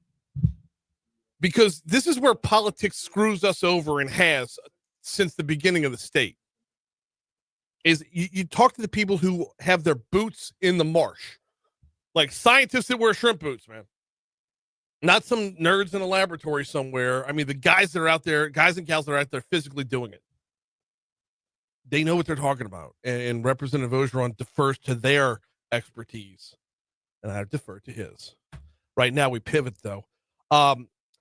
We have had, this is like the weekend of wellness here in Baton Rouge. We have talked about two different events that are coming up this weekend. Well, there's a third. And this is... of the ones that are going on. This is a pretty big one, to be sure. We've got Chriselle Richard with Mary Bird Perkins on with us. How are you this morning? I'm doing well, and yourself? Doing very well as well. Tell us what's coming tomorrow. Tomorrow we are hosting our Live Well Baton Rouge event. It's for free breast, prostate, colorectal, and skin cancer at no cost, with or without insurance. We are going to have biometric screenings, glucose, BMI, blood pressure, and we'll have educational resources on prevention and early detection, as well as free food, music, and fun activities for the whole family. It feels like this is the time of year where this is going on. There's been a couple of others that we've had on this week, Chriselle, talking about events this weekend when it comes to wellness. Why is it this time of year? Is it just, while everybody's still in town before vacation start, or what? We are promoting to live well. Mm-hmm. Which means that we are taking charge and prioritizing our health this month. Prioritizing our health is something we don't do a very good job of, to be sure. Talk to me a little bit about, you get blood pressure screenings, cholesterol screenings, glucose checks. Talk to me about why this is so important in Louisiana specifically. Well, in Louisiana, we don't eat the best things. We are known for our food, so definitely need to watch what we eat and have physical activity. The cancer screenings go along with this as well. What do the cancer screenings look like? So we are having breast, prostate, colorectal, and skin screenings. The colorectal screening is a take-home kit. You take it in the privacy of your home and you mail it off, and we get results. Breast is the clinical breast exam, and then we proceed with the mammogram. Prostate is a two-part test. We have the digital rectal and the blood. And give us the details one more time about where this is going on. This is going to happen at Sacred Heart Church. It's 2250 Main Street. Okay, so step it off. Okay, when I saw Mary Bird Perkins, I assumed y'all were on your own, in your own on your own property there. But head down to Sacred Heart. So, in between Mid City and downtown is where we're going to be at tomorrow. Yes, sir. Where can folks go if they want to learn more? I'm sorry. Where can folks go if they want to learn more about this? They can go to our website, marybird.org, or they can give us a call at 225-215-1234. She is Chriselle Richard with Mary Bird Perkins. While I got you, before I let you go here, the work going on over at Mary Bird Perkins, I mean, it's unbelievably vital, not just us here in Baton Rouge, but throughout the Southeast. Talk to me for just a minute about how events like tomorrow pair up with what y'all do on a day-to-day basis. We are a nonprofit, so we couldn't do this without our donor, Carnival Crew de Louisiane. And we work hard to have healthcare accessible for everyone in the community. Going on tomorrow out at Sacred Heart. Thank you so much for a couple minutes, Chriselle. Appreciate it. Thank you. Absolutely. 740 at Talk 107.3 FM, WBRP. We're going to get back into, you heard that story in news there. Grab me 10, 11, and 12, if you would, John. You heard the story in news there about the Operation Go. We're going to get into that in just a second. Right now, though, let me tell you about the folks over at the Baton Rouge Metro Airport. About 25 minutes ago? Yeah, 25 minutes ago. It was wheels up for the daily direct flight from BTR to Reagan National in Washington, D.C. Y'all, I tell you about this flight just about every day because I think it's awesome. If you've got business in our nation's capital, you don't have to haul all the way down to New Orleans to get there and back. If you got business in our nation's capital, you don't even need a flight with a layover or a change of planes to get there. Direct flight. Oh, and you don't even need a hotel room because you can come back the same evening. Check out flybtr.com, flybtr.com. Get a look at all the arrivals and departures. Get a look at all the different flight possibilities leaving from your own backyard. The side part of this that I think I need to do a better job of explaining is you're supporting a local business. You are supporting business in our backyard. We look at our airport, and our airport's fantastic. It's gorgeous. It's convenient. The people there are friendly. TSA is a pleasant experience. The whole works. But if we want to get more out of our airport, we have to use our airport. If we want to see more direct flights to more locations, we have to utilize the flights that we already have. I mean, the airlines are going to respond to demand, and we have that demand. And we can provide more demand by showing up. flybtr.com. No more driving down to New Orleans. No more having to bum a ride. No more overpaying for parking if you don't bum a ride. It's right here. flybtr.com. Immigration has been an unbelievably hot topic lately. Raids have been sweeping the country since the start of the second round of the Donald Trump administration. And that could be coming right here as well. Governor Jeff Landry issuing an executive order yesterday, launching Operation Go, G-E-A-U-X, in which local law enforcement would team up with federal partners in removing, in Governor Landry's words, dangerous illegal criminals from the streets. Our news partners in Louisiana Radio Network caught up with Attorney General Liz Murrill to talk about it. I believe that they need to serve their time in our prisons if they are serving time, and that they should follow the process to be released, and then they should be removed. The Orleans Parish Sheriff's Office says it doesn't have enough room in its jails to house those arrested for immigration violations. Liz Murrill says where there's a will, there's a way. General capacity at the prison is always an issue that we have to manage. I certainly think that if we need to create additional capacity by removing illegal aliens from the prison, then we should do that. She says the Sheriff's Department in Orleans Parish has policies that she says blocks and interferes with state and federal immigration enforcement. And, well, quite simply in her words, that's wrong. At the end of the day, I don't think that we need to be shielding illegal aliens who've been accused of crimes from having them removed. We should hold them responsible, but we should also remove them from our country if we can do that. Well, and there's also the matter of triaging this stuff, right? Louisiana is a hot spot while we've seen a reduction in fentanyl deaths over the last year or two, and greater law enforcement as a result of that, we know that we're still a hot spot for it. We know that we are an unbelievably hot spot for human trafficking. The 1012 corridor is like notorious nationwide for it. And while we're not exactly on the border, we are neighbors to the border and the outlet to the east. When you talk about an immigration problem, it's very easy to feel like you're insulated from it. but I think that you wouldn't see this much emphasis towards it if A, Liz Murrell and Jeff Landry didn't know it was a real problem, and B, they didn't know they could see results they could see net results because of it. Talking specifically about a reduction in the crime as a result of human trafficking, drug trafficking, and the like.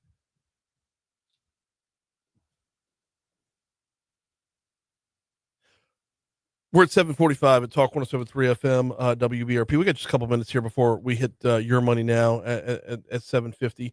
I haven't gone too far away from straying from one of the bigger news stories of the day this morning, and that's the fire out at Nottoway Plantation. Did we completely lose a piece of American history yesterday? Literally go up in smoke. Talk about that in just a quick second.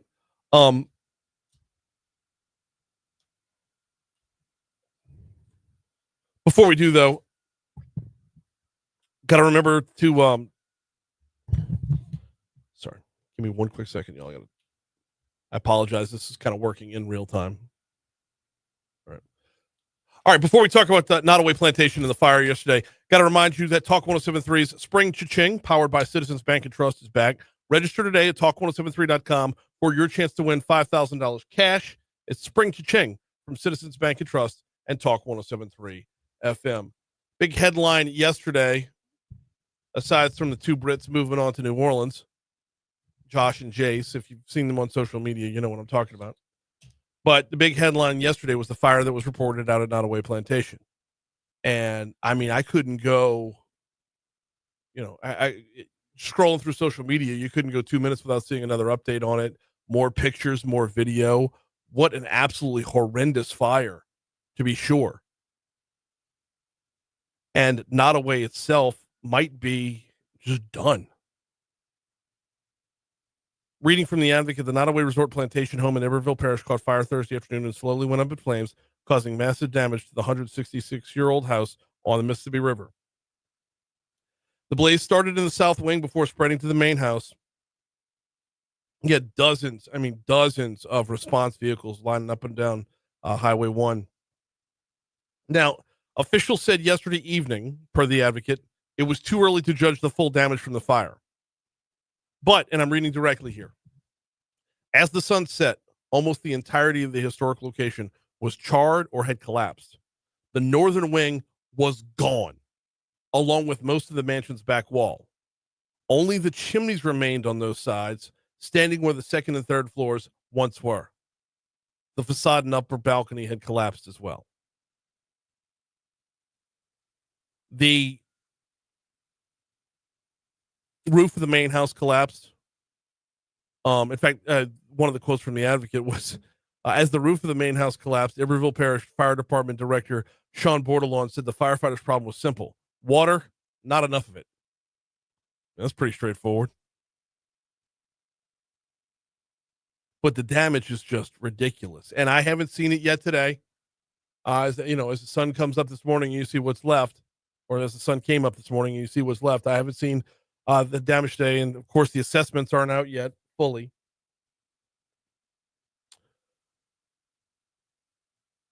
But after 166 years in existence, is Nottoway just gone for good? And I would ask what that means to the resort part of this, the bed and breakfast, the wedding receptions, the whole, everything they've done to revamp the business in the modern day. But I think more than that is the history here. It's, one of our commenters over on Facebook Live said, it's an old house. Yeah, it is an old house, but it is a piece of American history in that, largest antebellum mansion of its time, or largest antebellum mansion in the country.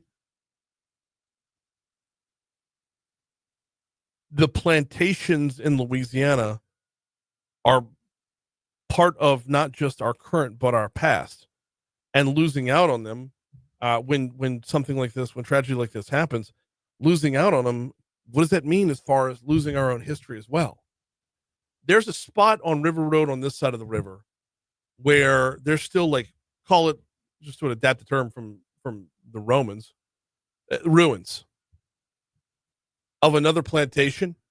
I don't remember the name of the plantation, and I don't remember the story behind it, but I know if you drive up River Road, there's a spot where it's like, oh, something used to be there.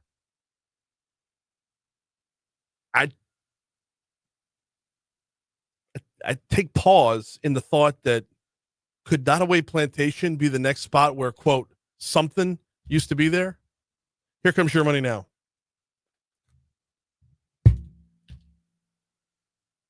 That chick was a fucking nothing. Like, I asked 4 different questions, and she had like a flyer to read from. You can hear it. Yeah, you can literally hear it in the background. Yeah, that was a nothing fucking interview. I'm literally pissed at the person who set that up. Oh shit, is my mic on? That's my bad. You can leave me on. Put me back on. And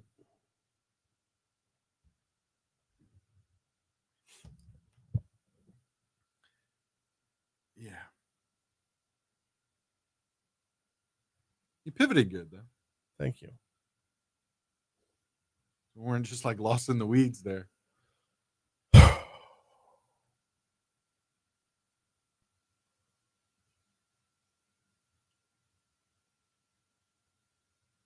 guess that one won't be featured. Don't even post it. It's for an event tomorrow, and it's not worth it. Joseph Orgeron's featured, obviously. Headline: Time to unpause the mid-Barataria sediment diversion.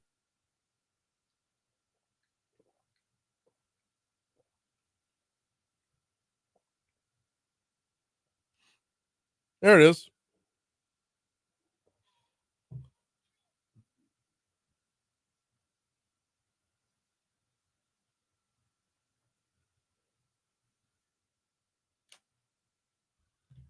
Always count on the audience for the help. The cottage, says Daryl Orso.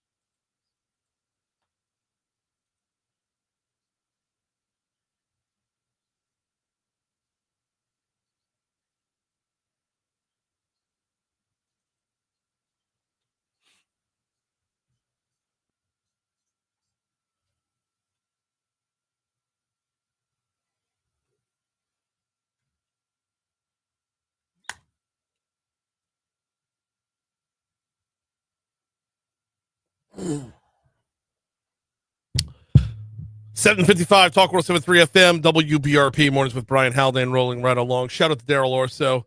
The ruins of a plantation that I was talking about is called the Cottage.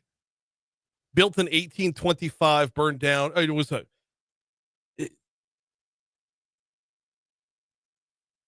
The cottage plantation was built in 1825 by Abner Duncan and given to his daughter Frances and her husband Frederick Conrad.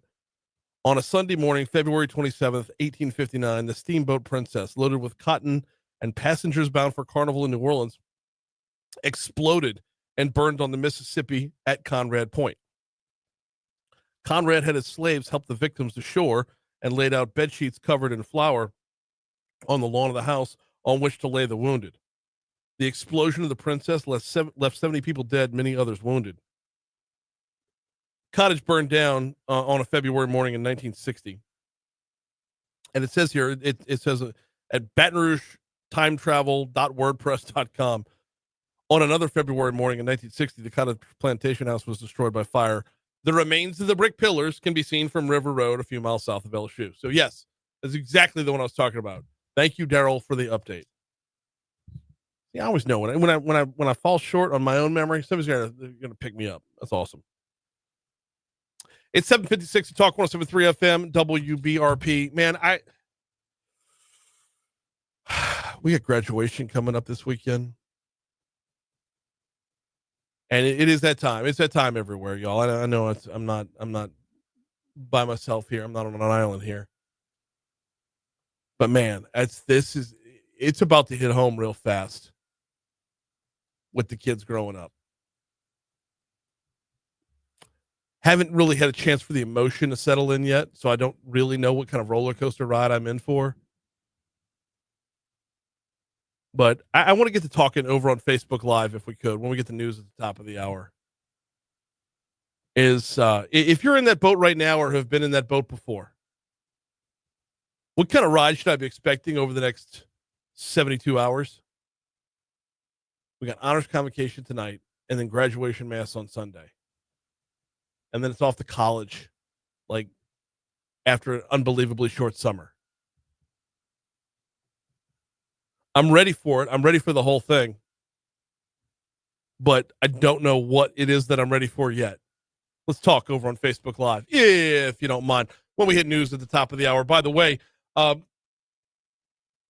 conversation over on Facebook Live, yeah, we're there thanks to the folks over at Lake Urgent Care. Lake Urgent Care, walk-in care for minor illnesses and injuries. We're not just on Facebook Live, we're also on YouTube Live as well. And for that matter, all of our on-demand content is brought to you by the folks at Lake Urgent Care too. Always appreciate that partnership. We got news coming up. After news, traffic, weather, we'll have This Day in History. And after that, we're going to have Jason Waggenspack from Film Louisiana on. Get a kind of a state of the industry report from Jason. Part of what we're looking at in today's segment. But I also want to ask him about, Sinners is just crushing it at the box office.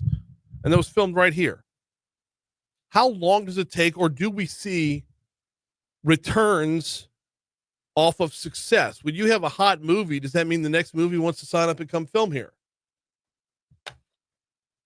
Also, there was an effort at the Capitol another effort at the Capitol to screw up our current film tax credit. We'll talk about how that effort was thwarted as well with Jason Waggenspack coming up in our next hour. Also, next hour, the folks from Days Smokehouse are going to be in the house. Foodie Friday is back. I don't even know what we're making today. I don't even know what we're eating today. I know you say the word Smokehouse, and you have my attention. For sure. For sure. A quick programming note before you get news at the top of the hour. LSU softball right here, 4:30-ish, right here on Talk 107.3 FM. The NCAA Regional could be going on at Tiger Park this weekend. LSU is obviously the 1 seed as they're hosting. We'll be taking on Southeastern. Your home for LSU softball all season long is right here on Talk 107.3. All right, quick break. News, traffic, weather. Hour 3 is next.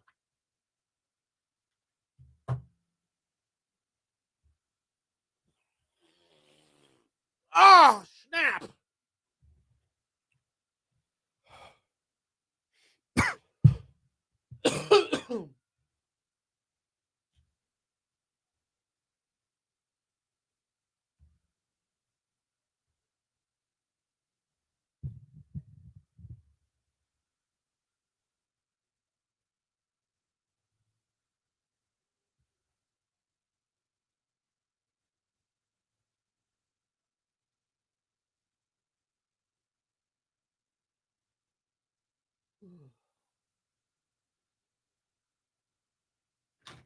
Ow.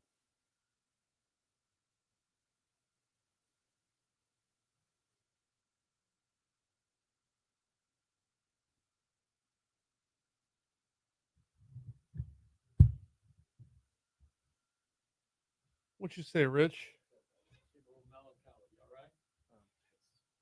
Kill the mic for a second.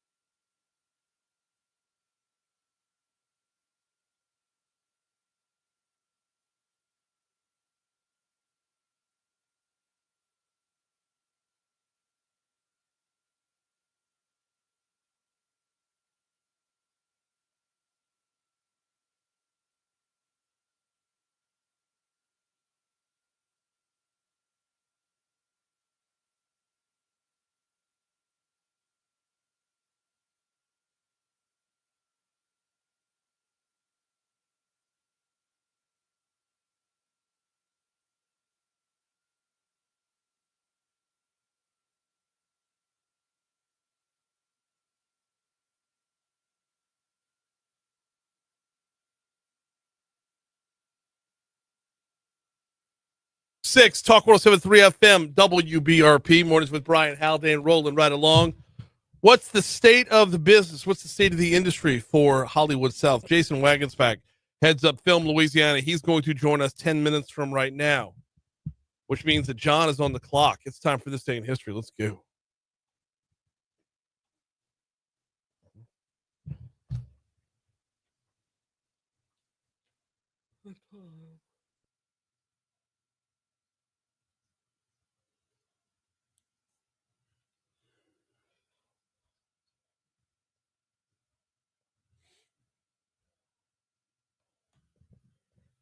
All right, let's start off. John? What you got? Start in 1860, where the Republican convention selects Abraham Lincoln as a candidate. Ooh, that happened today. Okay. Speaking of presidents, 1868, U.S. Senate fails to impeach President Andrew Johnson by 1 vote. Okay. That also happened. Moving into the 1900s here, 1970, Grover Henson Feels Forgotten by Bill Cosby hits number 70. Bill What? Cosby? He had a hit. Well, comedy albums would make the charts too, you know. Wow, but it's just something you don't really hear about, right? Yeah. I know he was, fascinating. Hey, speaking of music, 1984, When Doves Cry by Ooh. Prince was released today. Okay. Keep it in entertainment. 1986, Top Gun came out today as well. Premiered. Okay. 2013, human stem cells are successfully cloned. We just got to slow down, Brian. What are we doing?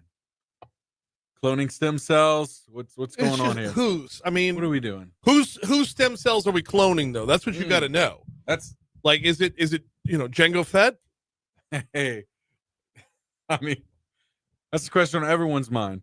You mentioned Top Gun coming out in 86. You know, it Yeah. was on this day in 1985.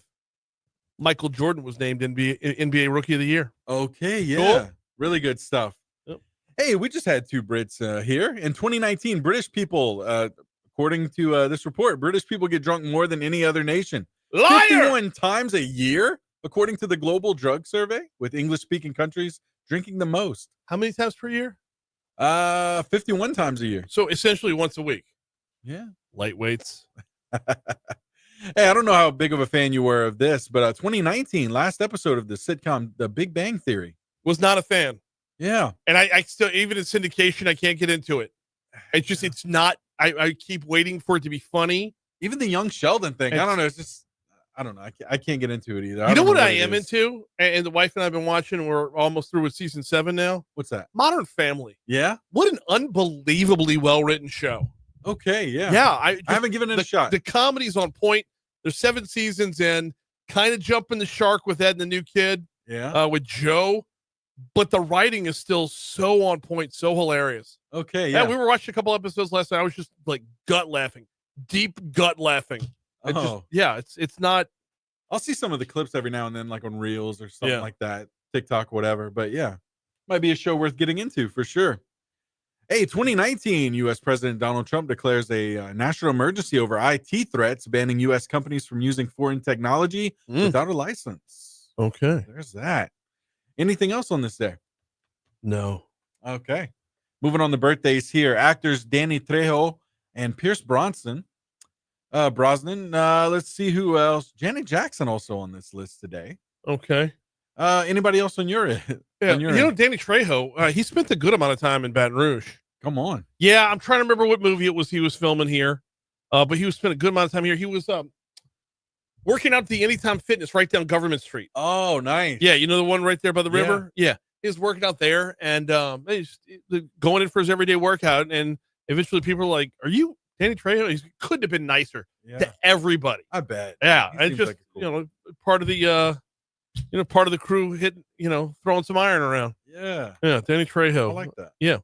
God, why am I like failing to remember anything on this Friday morning? Like I couldn't remember the name of the cottage. Shout out to Daryl for helping me out there. But like now I can't remember the name of the movie. What's it? We'll do some research on the break because now I'm interested too. Now I'm like, what movie was filmed here? Yeah, during the break I'll pull up Danny Trejo's IMDb, Yeah. and I know as soon as I see it on the list. You had Pierce Brosnan, Danny Trejo, and who? Who did I say? Oh, Janet Jackson. Janet as well. Jackson, born on this day in 1966. Liberace, born on this day in 1919. Okay. Henry Fonda, born on this day in 1905. And two from the world of sports. 1964, John Sally was born. Go back to 1966. Bills Hall of Fame running back Thurman Thomas. It's his birthday as well. Got deaths? Yes. Quite a few. Jim Henson, Sammy Davis Jr., Mm-hmm. Andy Kaufman as well. Mm-hmm. What about your end? Elliot Ness died on this day in 1957. I hope I'm pronouncing this right. The last name right. Is it Pi or P? P-E-I is his last name. Oh, I see that. Yeah, he's the Chinese-born American architect noted for his large, elegantly designed urban buildings and complexes. Didn't he do the glass pyramids at the Louvre? I believe so. Yeah, I'm pretty sure that's his. And you already had Jim Henson. Yep, it's actually listed here. Louvre Pyramid. Yep. There you go. No, that was the only other one that I had. National days. National Pizza Party Day. But we're gonna do more than that, Brian. We got deer burritos coming up. Oh man, I know. Here we go. Here we go. Foodie Friday's right around the corner. Before we take our break, though, when we come back from that break, Jason Waggenspack from Film Louisiana is going to be on board. Before we take our break, got to remind you about the folks at Mathern's. You know where to find them. If you're downtown, they're on 3rd Street. Well, the front of the building's on 3rd Street. The parking lot's on the 4th Street side. So they have an entrance on either side. You're good to go downtown Mathern's. A staple in downtown. If you live downtown, if you work downtown, if you play downtown, you already know. All right. They've got them there. Over on campus, the Nicholson Gateway Shopping Center, directly across the street from Tiger Stadium. Look, we got a regional going on at Tiger Park starting today. Couple weeks, we'll have a regional going on at Alec Box Stadium. You're doing your tailgating for softball, doing your tailgating for baseball. Anything you might have forgotten along the way, they're going to be able to help you out at Mathern's. And then, brand new location-ish, because it's also their original location. You're going to find them on Highland Road, just west of Kenilworth. That's the OG location in Baton Rouge. They used to be Kenilworth Supermarket, and then they went on to be something else. Well, the family you miss and the prices you miss have come back home to where they got started. Mathern's at Kenilworth. By the way, all 3 locations, download the app, earn cash towards more groceries every day. We're talking movies next. Oh! Sheesh.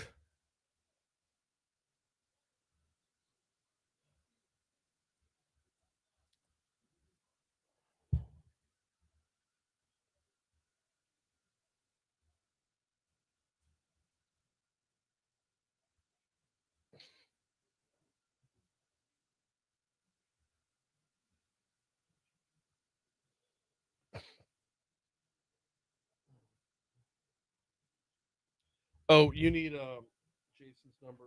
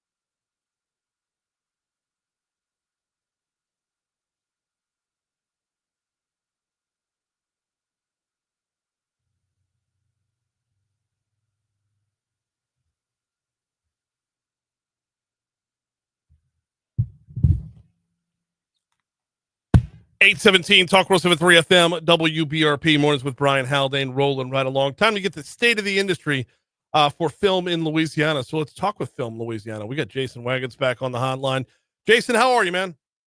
Hey, I'm doing well. Thanks for having me today, Brian. No, always appreciate having you on. Always getting caught up on the business end. Actually, can we start before we get into the nuts and bolts of the business end?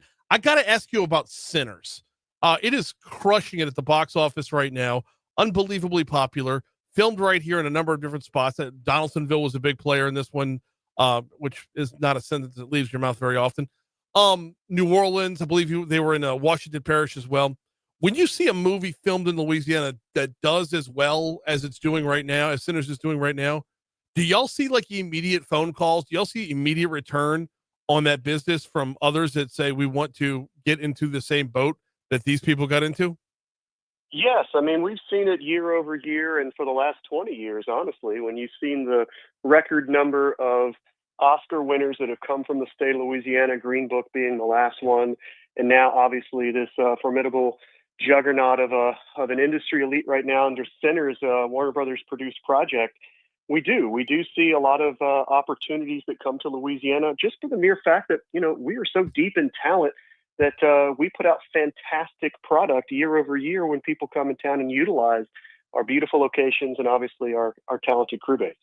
The talented crew base does continue to grow, and that means that we have more jobs. And I like talking about the business end as much, probably more than I like talking about the movie end. But because it's the business end that is making sure that, you know, my neighbor's paying his mortgage, basically. Let's talk a little bit about the business end. Where are we at, like crew wise, statewide? What kind of numbers, what kind of jobs does Hollywood South create?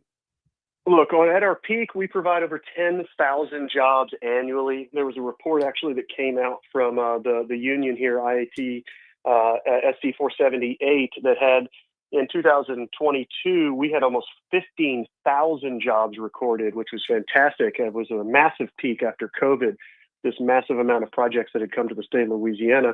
And look, we provide, you know, almost $1 billion of annual revenue to the state of Louisiana, $350 million in payroll. So, for instance, your neighbor is a part of that who's paying his bills through the fact that Hollywood is coming and spending so much money here.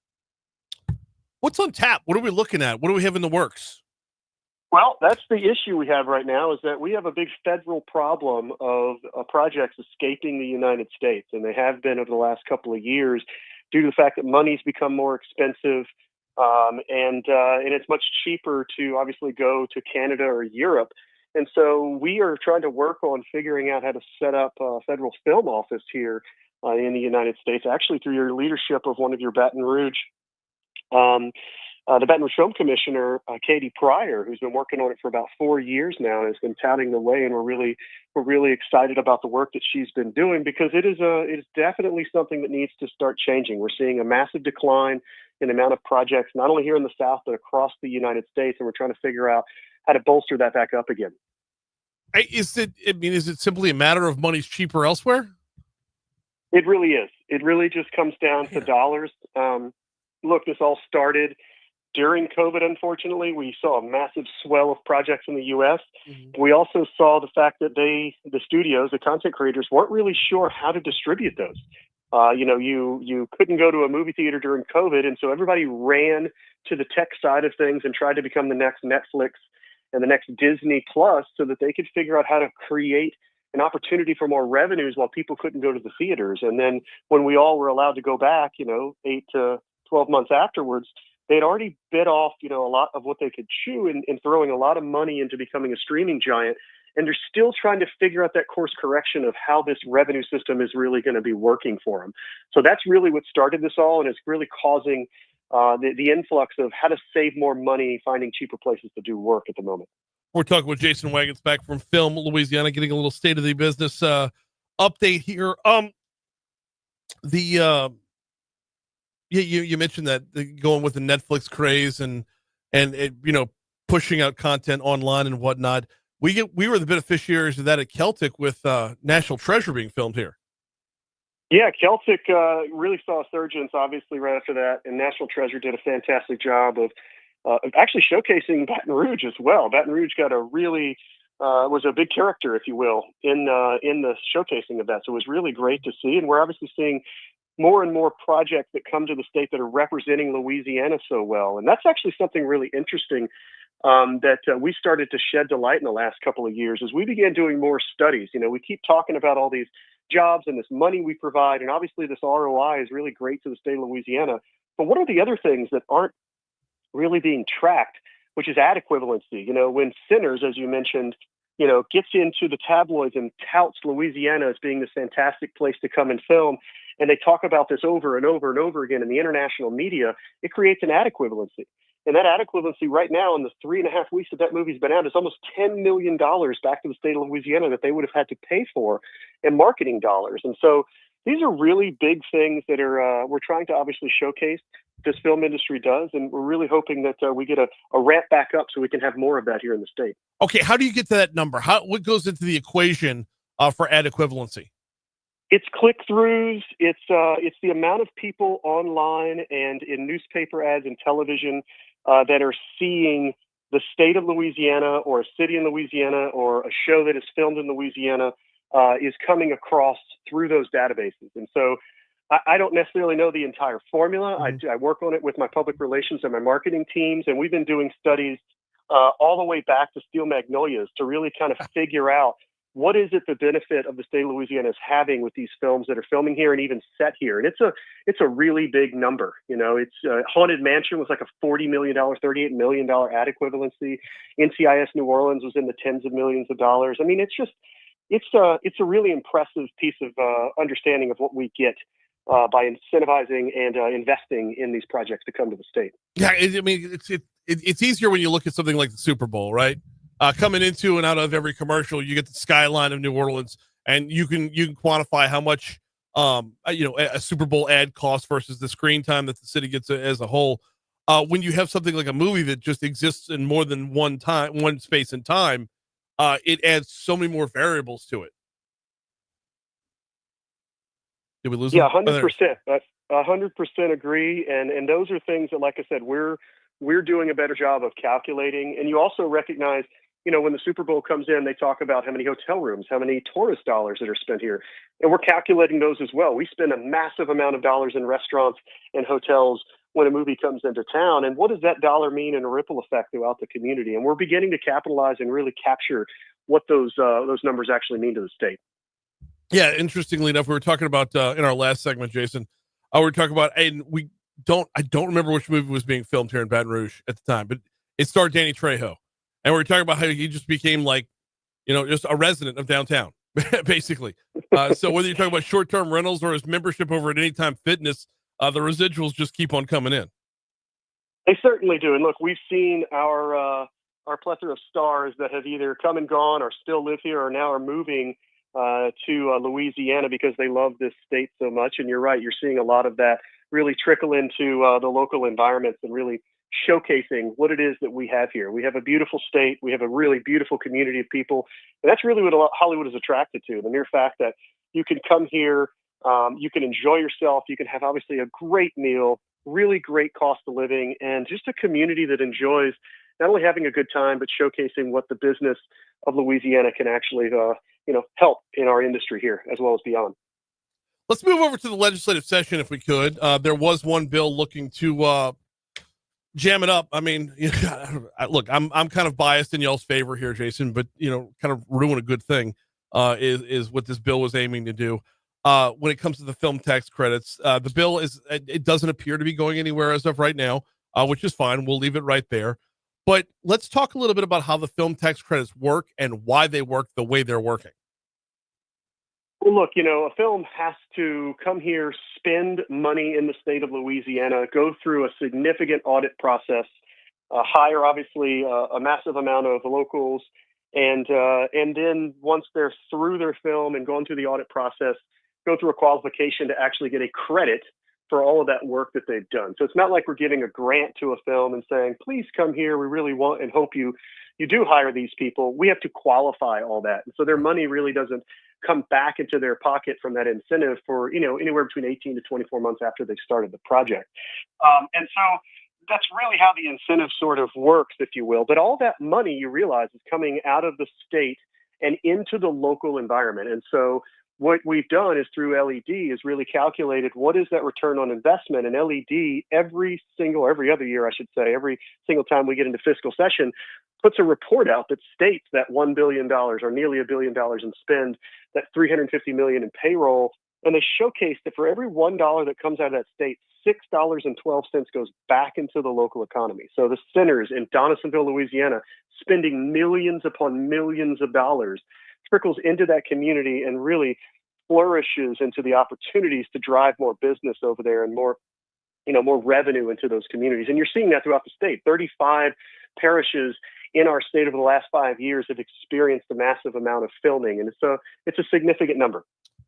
We got just about 2 minutes left with Jason Waggenspack from Film Louisiana. Also with the ranch, what's the latest down there? What are y'all working on? Well, we're working on a couple things, really trying to get here this fall. There's a bunch of projects that are looking all over the state of Louisiana right now. We're really looking forward to seeing some of those projects land. But I do want to touch base back on a little bit more about the legislation. Sure. And you're right. We defeated a bill on Monday in House Ways and Means that was looking to obviously take away the incentive program. But what they were really doing is they were really looking at taking away almost all incentive programs. It came from a legislator who just doesn't like incentives. And you have that. You have people who have that opinion, and that's fine. But what we did show is that our legislation loves the film industry. They defeated that bill 10-2 before it even got through committee. And so now we have a bill that we're working with LED on and Senator Bass that is really going to make our program more competitive. And we're looking forward to continue working that direction because they really see it as a big opportunity for the state. Senator Bass, you said? Yes, sir. Senator Bass is working with us, Susan Bourgeois at LED, and both the chambers, both leaders in the Senate and in the House right now. All right. Well, then I know where my next phone call is going to be. In the meanwhile, he is Jason Waggenspack with Film Louisiana. We always appreciate a couple minutes, man. Thanks so much for hopping on board. Thanks, Brian, for having me. Have a good day. Always. You do the same. I wanted more movie titles out of them, though. I want to because I want to know what to be looking for to help show it that support. I mean, I'm more likely to consume a film that was filmed here because I would like for my entertainment dollars as part of that equation for our economic development dollars on this front. So I know they're always super tight-lipped about who's coming to town. There's always different project titles for the movies that have nothing to do with the actual name of the movie. What was Sinners was grilled cheese. Grilled cheese, yeah. What was Iron Claw? What was that one before it had its real name? Oh man! And they were filming right here too, because you see the signs posted around. There was another one, the sequel to Five Nights at Freddy's. That was the working title was Music Box. And so yeah, you never know them because they want to be protective, and yeah, we don't want to paparazzi this place up too much for sure. But you do want to know what you should be supporting out there. All right, it's 8:30. Quick break. We got Foodie Friday next. Oh.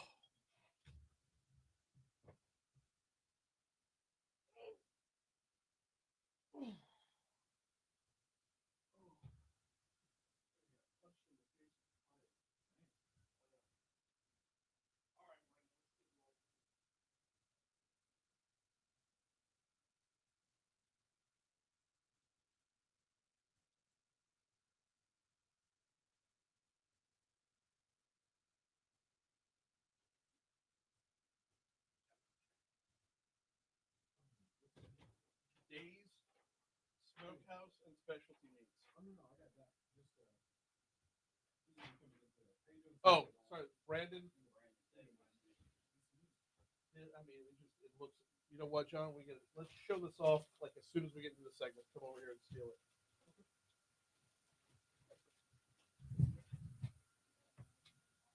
So the only thing I'll say is the deer meat is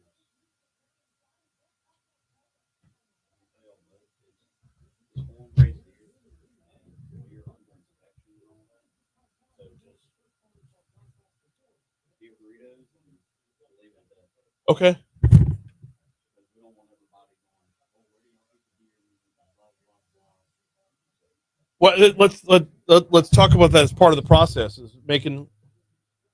So we'll just say it's deer meat and it's all inspected and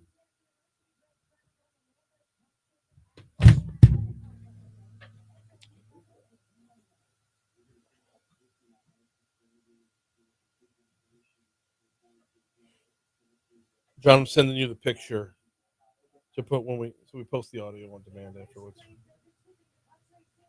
There you go.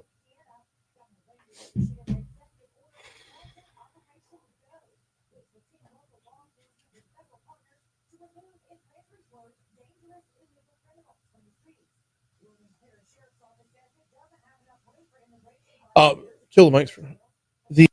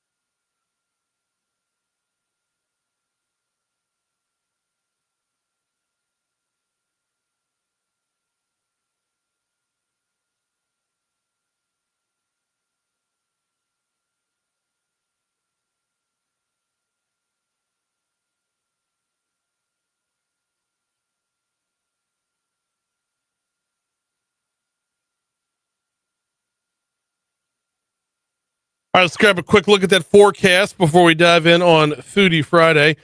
We are Looking at some cloudy skies right now, but those clouds aren't really going to stick around. We're going to move from mostly cloudy to partly cloudy as the day wears on. It's also going to get a little bit warmer. We should be in the 90s today. 92 is your high today. 92 is your high tomorrow and Sunday as well. Actually, I'm looking all the way through next Tuesday when we'll have another round of rain come in between Tuesday and Wednesday. I'm saying that, but it's only a 50-50 chance of rain. So it doesn't really look like a huge threat, but it looks like what rolls through next Tuesday could reset the temperatures down a little bit because Wednesday and Thursday we'll be back in the 80s again. Right now, mostly cloudy, 78 degrees in downtown Baton Rouge.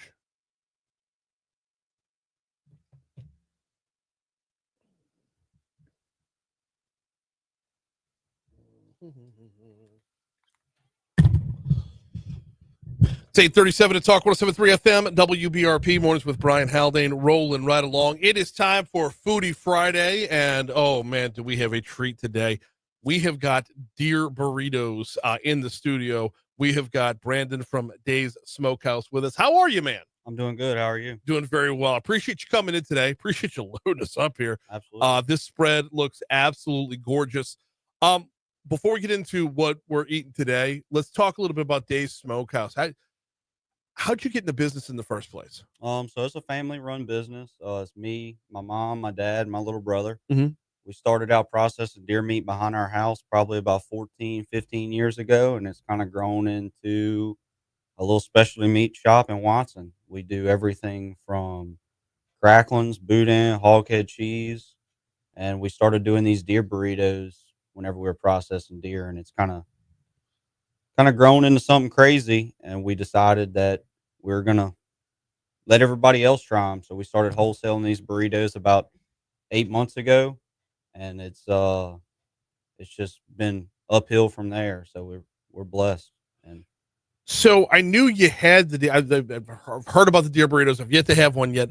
I knew you had them like on your menu. I didn't realize you're moving into where wholesale distribution. This is a whole new chapter here. yeah, a whole new chapter of Dave's Smokehouse. So it's Dave's Wholesale, Mhm. and we have our two different types of burritos. They're going to be a cheddar cheese and a pepper jack cheese, and you can find them at gas stations. We have them at Rouse's all throughout Louisiana, High Neighbor, all over the place. Very, very cool stuff. All right, when you're putting together a deer burrito, obviously there's a lot that goes into it that's more than just the deer. It's got to be a decent mix here. How long did it take y'all to get the right combos down, the right recipes down, the perfect mashup for what we now know and what everybody seems to be raving about? Well, I mean, we started this behind our house. Like I said, we did it for customers, just doing deer processing. Mhm. And believe it or not, my mom used to hand roll every one of them, and she kind of perfected the recipe. And now we're here. I mean, we just stuck with it for so many years. It's been 13 years the store's been open, and we haven't had any complaints. And everybody who tries them loves them. Yeah, so I caught wind of this, I guess, a couple weeks ago, and was instantly intrigued. So I'm like counting it down till we can dive in here when we meet up with our break. Dave's Smokehouse. Okay, started off with processing deer before moving over. How'd y'all make that transition? Like, what sparked the creativity to say, let's go in and start, cooking as well? And my dad had a lot to do with it. He actually quit a job for he was working for 18 years, and we kind of just went in feet first, and as a whole family deal, took everybody, and it just been blessed ever since. And we keep growing every year, and that's why we decided to go ahead and do this little expansion, because we seen a market and seen that everybody loves them. Just got to keep going. Let's broaden out to the whole menu here, and we'll get back into the deer burritos in a little bit. But lunch menu y'all got available. What's that look like? What can folks expect?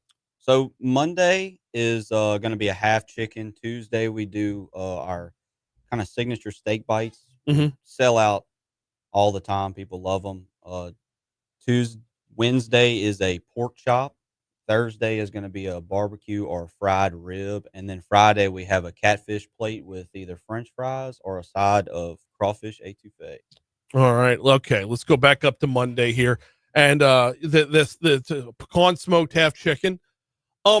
let's talk about smoking the chicken here. This is, I mean, for Foodie Friday, of course, we're trying to up everybody's game. Walk us through your process. Walk us through, well, first of all, why pecan? I already know the answer, but why pecan? And walk us through how you make sure that chicken, keeps its juices, keeps its flavors, and makes the most out of how you smoke it. Yeah, so we use pecan wood. We've always used pecan wood. Everything we do is pecan wood, and we use our rotisserie smokers, and they work great. We just stick them on there, and they come out perfect every time. Time and temp? About 45 minutes or so, and we cook them to our regulation temperatures. The pecan into this. The simple question is why? Why go with pecan? We just always have. We find it's a little easier to get. The same is true for Wednesday as it is for Monday, because you got the pecan smoked half chicken on Monday. You got the pecan smoked pork chops on Wednesday. Right in between there, you got ribeye tips coming your way on Tuesday. Preparing ribeye tips. So we take those ribeye tips. We actually take a whole ribeye that you would buy, from a grocery store or from us. Mm-hmm. And we take it and we cut it up into strips and we cook it on a char broiler. And so you're getting good grade A beef that is cooked on a char broiler, and it's not the scraps or anything like that. You're getting good food. Got to appreciate that. Smoked ribs on Thursday. Smoking ribs different than smoking a chicken for sure. Tell us a little bit about that process. So we use our signature seasoning. It's a Dave's Smokehouse seasoning. We use it on everything. It's our family recipe. And we just throw them on our rotisserie smoker. We watch our temperatures, and we take them off whenever they're nice, juicy, and tender. We got Brandon in with us from Dave's Smokehouse. Going to dig in on some deer burritos here in just a little bit. Now, one of the problems with deer, and I mean, you know this all too well, is you do have to have that right mix with the pork to go along with it, or and I would imagine, especially putting it inside of a burrito, that would change things up a little bit. Talk to me a little about the mix. What kind of percentages are we looking at here? It's our signature percentages. We try not to give out too much of our family secrets. Fair enough. But yeah, we got it figured out pretty good. They're full of meat, full of cheese. You're not going to bite into it and take a bite and just have tortillas. You're going to get a full bite of meat every time you eat. All right, and then y'all, if you're not watching on Facebook and you're listening, you can clearly see it. I mean, these are gorgeous. By the way, quick little note, over at davesmokehouse.com, they do have the cooking instructions for everything that they sell. And with the deer burritos, it says thaw frozen, bake on 350 for 7 minutes each side, or fry for 4 minutes. I love my air fryer. Are these good in the air fryer? Yeah, so the inside of it is cooked all the way. You're basically just heating it up and cooking the tortilla how you want. We've done them. My dad actually loves to cook them on his pellet grill. We have a lady that owns a restaurant, and she actually cooks them and puts them over Mexican rice with a queso on top. Ooh. And they're fabulous that way. We make a deer burrito casserole at the Smokehouse, so that you can cook them any way you want. Got Brandon from Dave's Smokehouse with us. Dave's Smokehouse and Specialty Meats. You'll find them on Highway 16. You said Watson. I guess the address is technically Denham, but Yeah. y'all, I mean, if you know, you know. If you're out that way, 35770 Highway 16 up in Watson. Looking at the whole menu here, and I know y'all, when you're going through the website, the background pictures of the cracklins, the background pictures of the boudin balls, all gorgeous. Let's talk about that for just a quick second. That is a market where we're competitive and we're picky, and to put your boudin up against anybody else, give us the background there. I mean, wanting to dive into that. Look, if you're starting off just processing deer, like going to boudin, you know you're taking on some pretty heavy hitters there. Yeah, so our recipe actually comes from my dad's dad. He is since passed on. Mr. Wallace was his name. And all of our recipes come from him. All of our mixtures come from him. He's been doing it for years. He cooked all of his life, made boudin all his life, made hoghead cheese all his life, and we owe a lot of what we have now to all of his recipes and stuff like that. And we just come from a family of cooks. My great uncle is Chef Paul Prudhomme. No kidding. Yeah, my mom Wow. actually cooked under him for several years out of his place in New Orleans. So we got it in our blood. It's hard not to have it.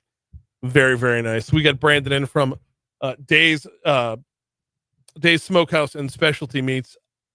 The another thing I noticed on the website is it's not just a lunch counter here. You're going and buying packaged stuff as well. What are some of the hotter items that y'all can't keep in house? I would say we sell a lot of our stuffed chickens. We sell a lot of our fresh and smoked sausages. We got a massive freezer section. We cook everything from paunce to sausage. And if you don't know what paunce is, it's stuffed pig stomach. We do we do rabbits, everything. So we're a full stop specialty meats. Very, very awesome stuff.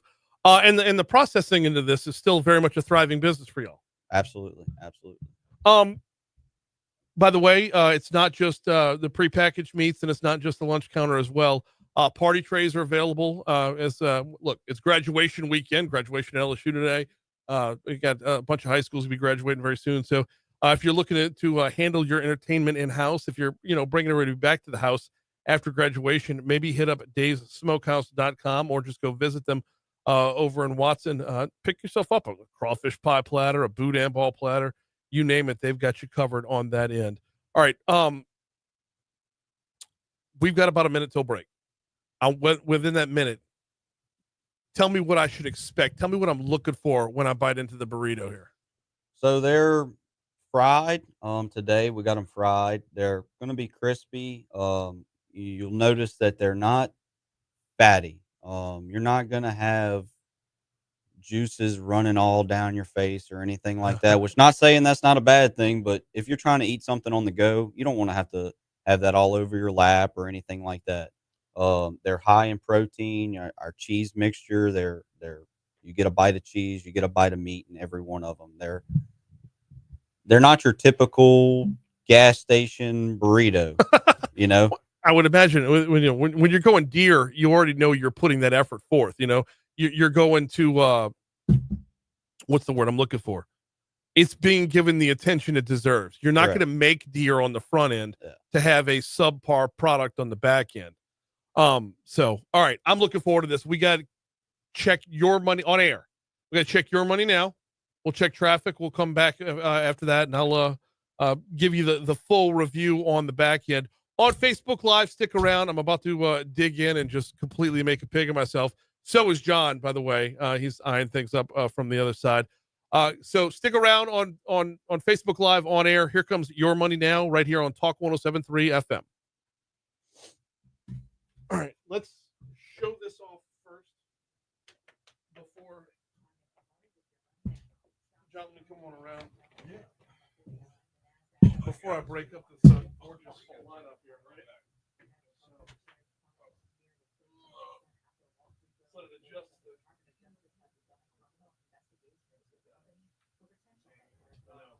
All right, which side is what? Which side is that's pepper jack on this side? Yes. That's cheddar. Okay, we'll go one of each.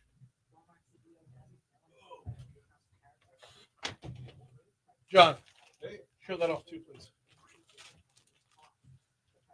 Give him one egg.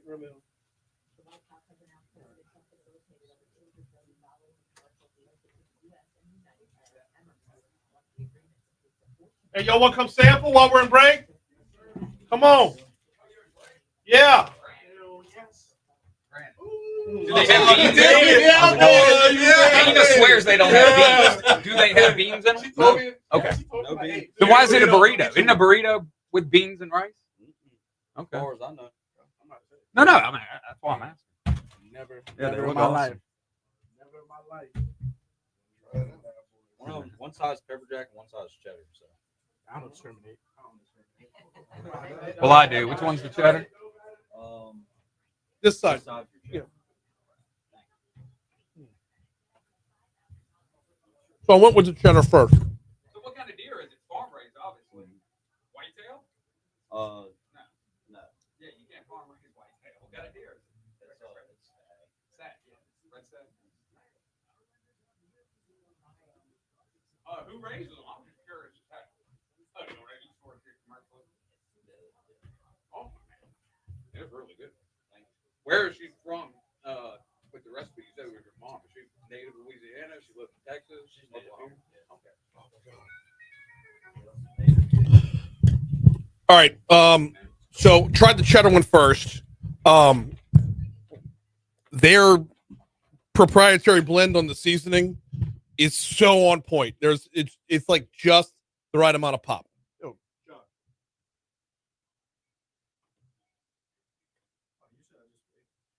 No. Pepper jack cheddar. Thank you. You're welcome. Usually I'll wait. Okay, so the blend here between the pork and the deer, there's no dryness at all. It is moist. It is juicy. It takes a lot to get that right. Okay, that is not something that's something that I appreciate greatly. It's taking a lot to get it right. Now, as far as the fried end is concerned, I was expecting it to either be either crunchy on the outside and inconsistent on the inside. There's a consistency to this from start to finish that is absolute perfection. All right, let me go in and try the pepper jack one. Pepper jack super spicy? No. It's just the right amount. Man. I like the pepper jack more than I like the cheddar. Mm-hmm. God, that seasoning blend is so good. And you're right. It's like the right amount of fry because it's not breaking apart. It's not getting everywhere. But it's not I can see you could totally just grab one, eat it on the go, mm-hmm. go on the road.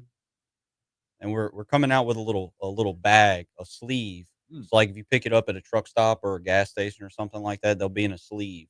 So you just slide it out and take a bite. That's awesome. Oh yeah, man. Wow.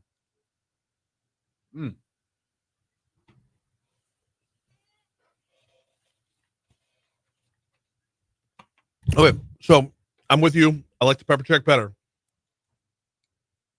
but it's a different kind of heat coming from the pepper jack than from your seasoning blend. Yeah, and you can taste them both separately. Yes, you taste them both separately. It does break them up a good bit, to where the seasoning blend for the meat hits you first, and then the jalapeno that's in the pepper jack comes after. Kind of like a little aftertaste. Yep. Yeah. God, so good, y'all.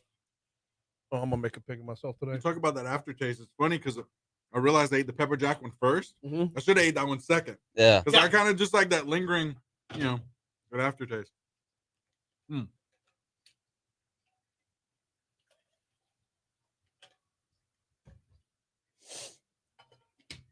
you're right, just the perfect amount of spice. But you eat 3 of them and you've had half your protein for the day, Right. Think about that. And they're not really high in fat or calories or anything like that. Another thing, they're very lean.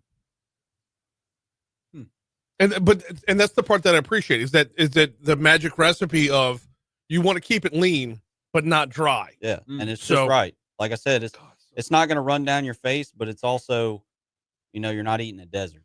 Right.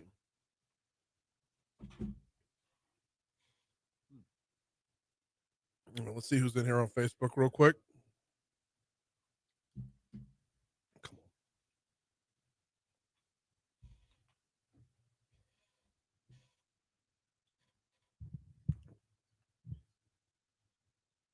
Kevin says my mouth's watering here in my venison burrito. Sonny says Days is fantastic. We just need a Walker location next. Ha ha ha.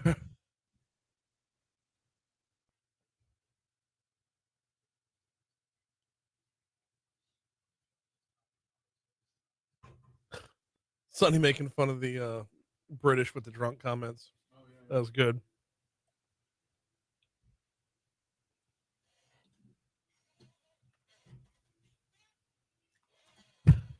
Absolute perfection coming in from Days Smokehouse. We're having deer burritos on this Foodie Friday. Okay, Brandon, let's give the breakdown here. I started with the cheddar one. There is way too often. Okay, let's start with the meat.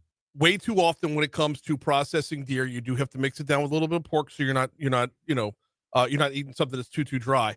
But at the same time, though, you don't want to lose the health benefits. You don't want to lose the value of having protein without fat. Blah blah blah. Y'all have this down to a dadgum science. that blend of the deer and the pork together could not be better. There's moisture throughout. There's no lack of seasoning, and at the same time, you're not over seasoning. It's a pop in your, the home recipe. Seasoning blend is just the right amount of heat on the cheddar end. Now, I moved over from there to the pepper jack, and it's a different kind of heat because you got two different. You got jalapeno within the pepper jack, which is a completely different flavor than you're getting from the deer and the pork with the seasoning on that end. This is a absolute perfection. That's so good. Back this up to the fact that it is a burrito and it is fried. This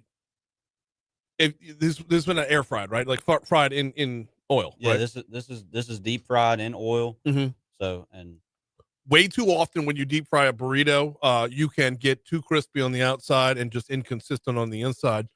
There is consistency throughout. And by the way, every bite is chock full of the meat as well. This isn't like one of those burritos where one bite is 90% tortilla and the next bite is all meat. No, y'all are consistent throughout. yeah, we strive to. That's one of my biggest things is whenever we did this, we wanted, whenever you eat it, you eat 2 or 3 of them and you're full. It's a meal. A lot of people, they'll eat one of them and they're full. So we strive ourselves on quality and consistency and making people happy, because ultimately, if all your customers are happy, they're going to keep you happy. So Absolutely. And you were mentioning something during the break there. I don't know if we're going to talk about this too much, but one of the great things about a burrito is you can eat it on the go. Yeah. I mean, how often are we just strapped for time or whatever? This, heat it up, take it with you. And it travels for sure. 1 minute left. Give us the address, give us the location, give us the website one more time so folks know where to find y'all. So we're on LA 16 in Denham Springs, Watson area. We're right by the new Live Oak High School. I don't know the address right off the top of my head. I'm sorry about that. No. It's because I have the website open here, so I'm here to help out on that front. It is that. Let me get back to the home page. See, I killed off the home page to go over to the menu. Dadgummit, Brian. I did this. This is totally my fault. Like you said, it's Highway 16 in Watson, 35770 Highway 16, right there by Live Oak. It's not just about the deer burritos, although these are beyond phenomenal. Check out their full menu, their catering menu, their in-house menu, their lunch menu. He is Brandon from Dave's Smokehouse. Thank you so much for stopping by today. Thank y'all for having me. We are all done for today. Moon Griffon is next. We'll see you Monday. All right, Facebook. We're going to bounce here real quick so we can get Brandon on his way. Thank y'all for playing along. Go see them over at Dave's Smokehouse. I know when I tell you this is perfection, it absolutely is. You can tell that love has been put into this recipe. You can tell that care and time and trial and error have brought about this recipe right here.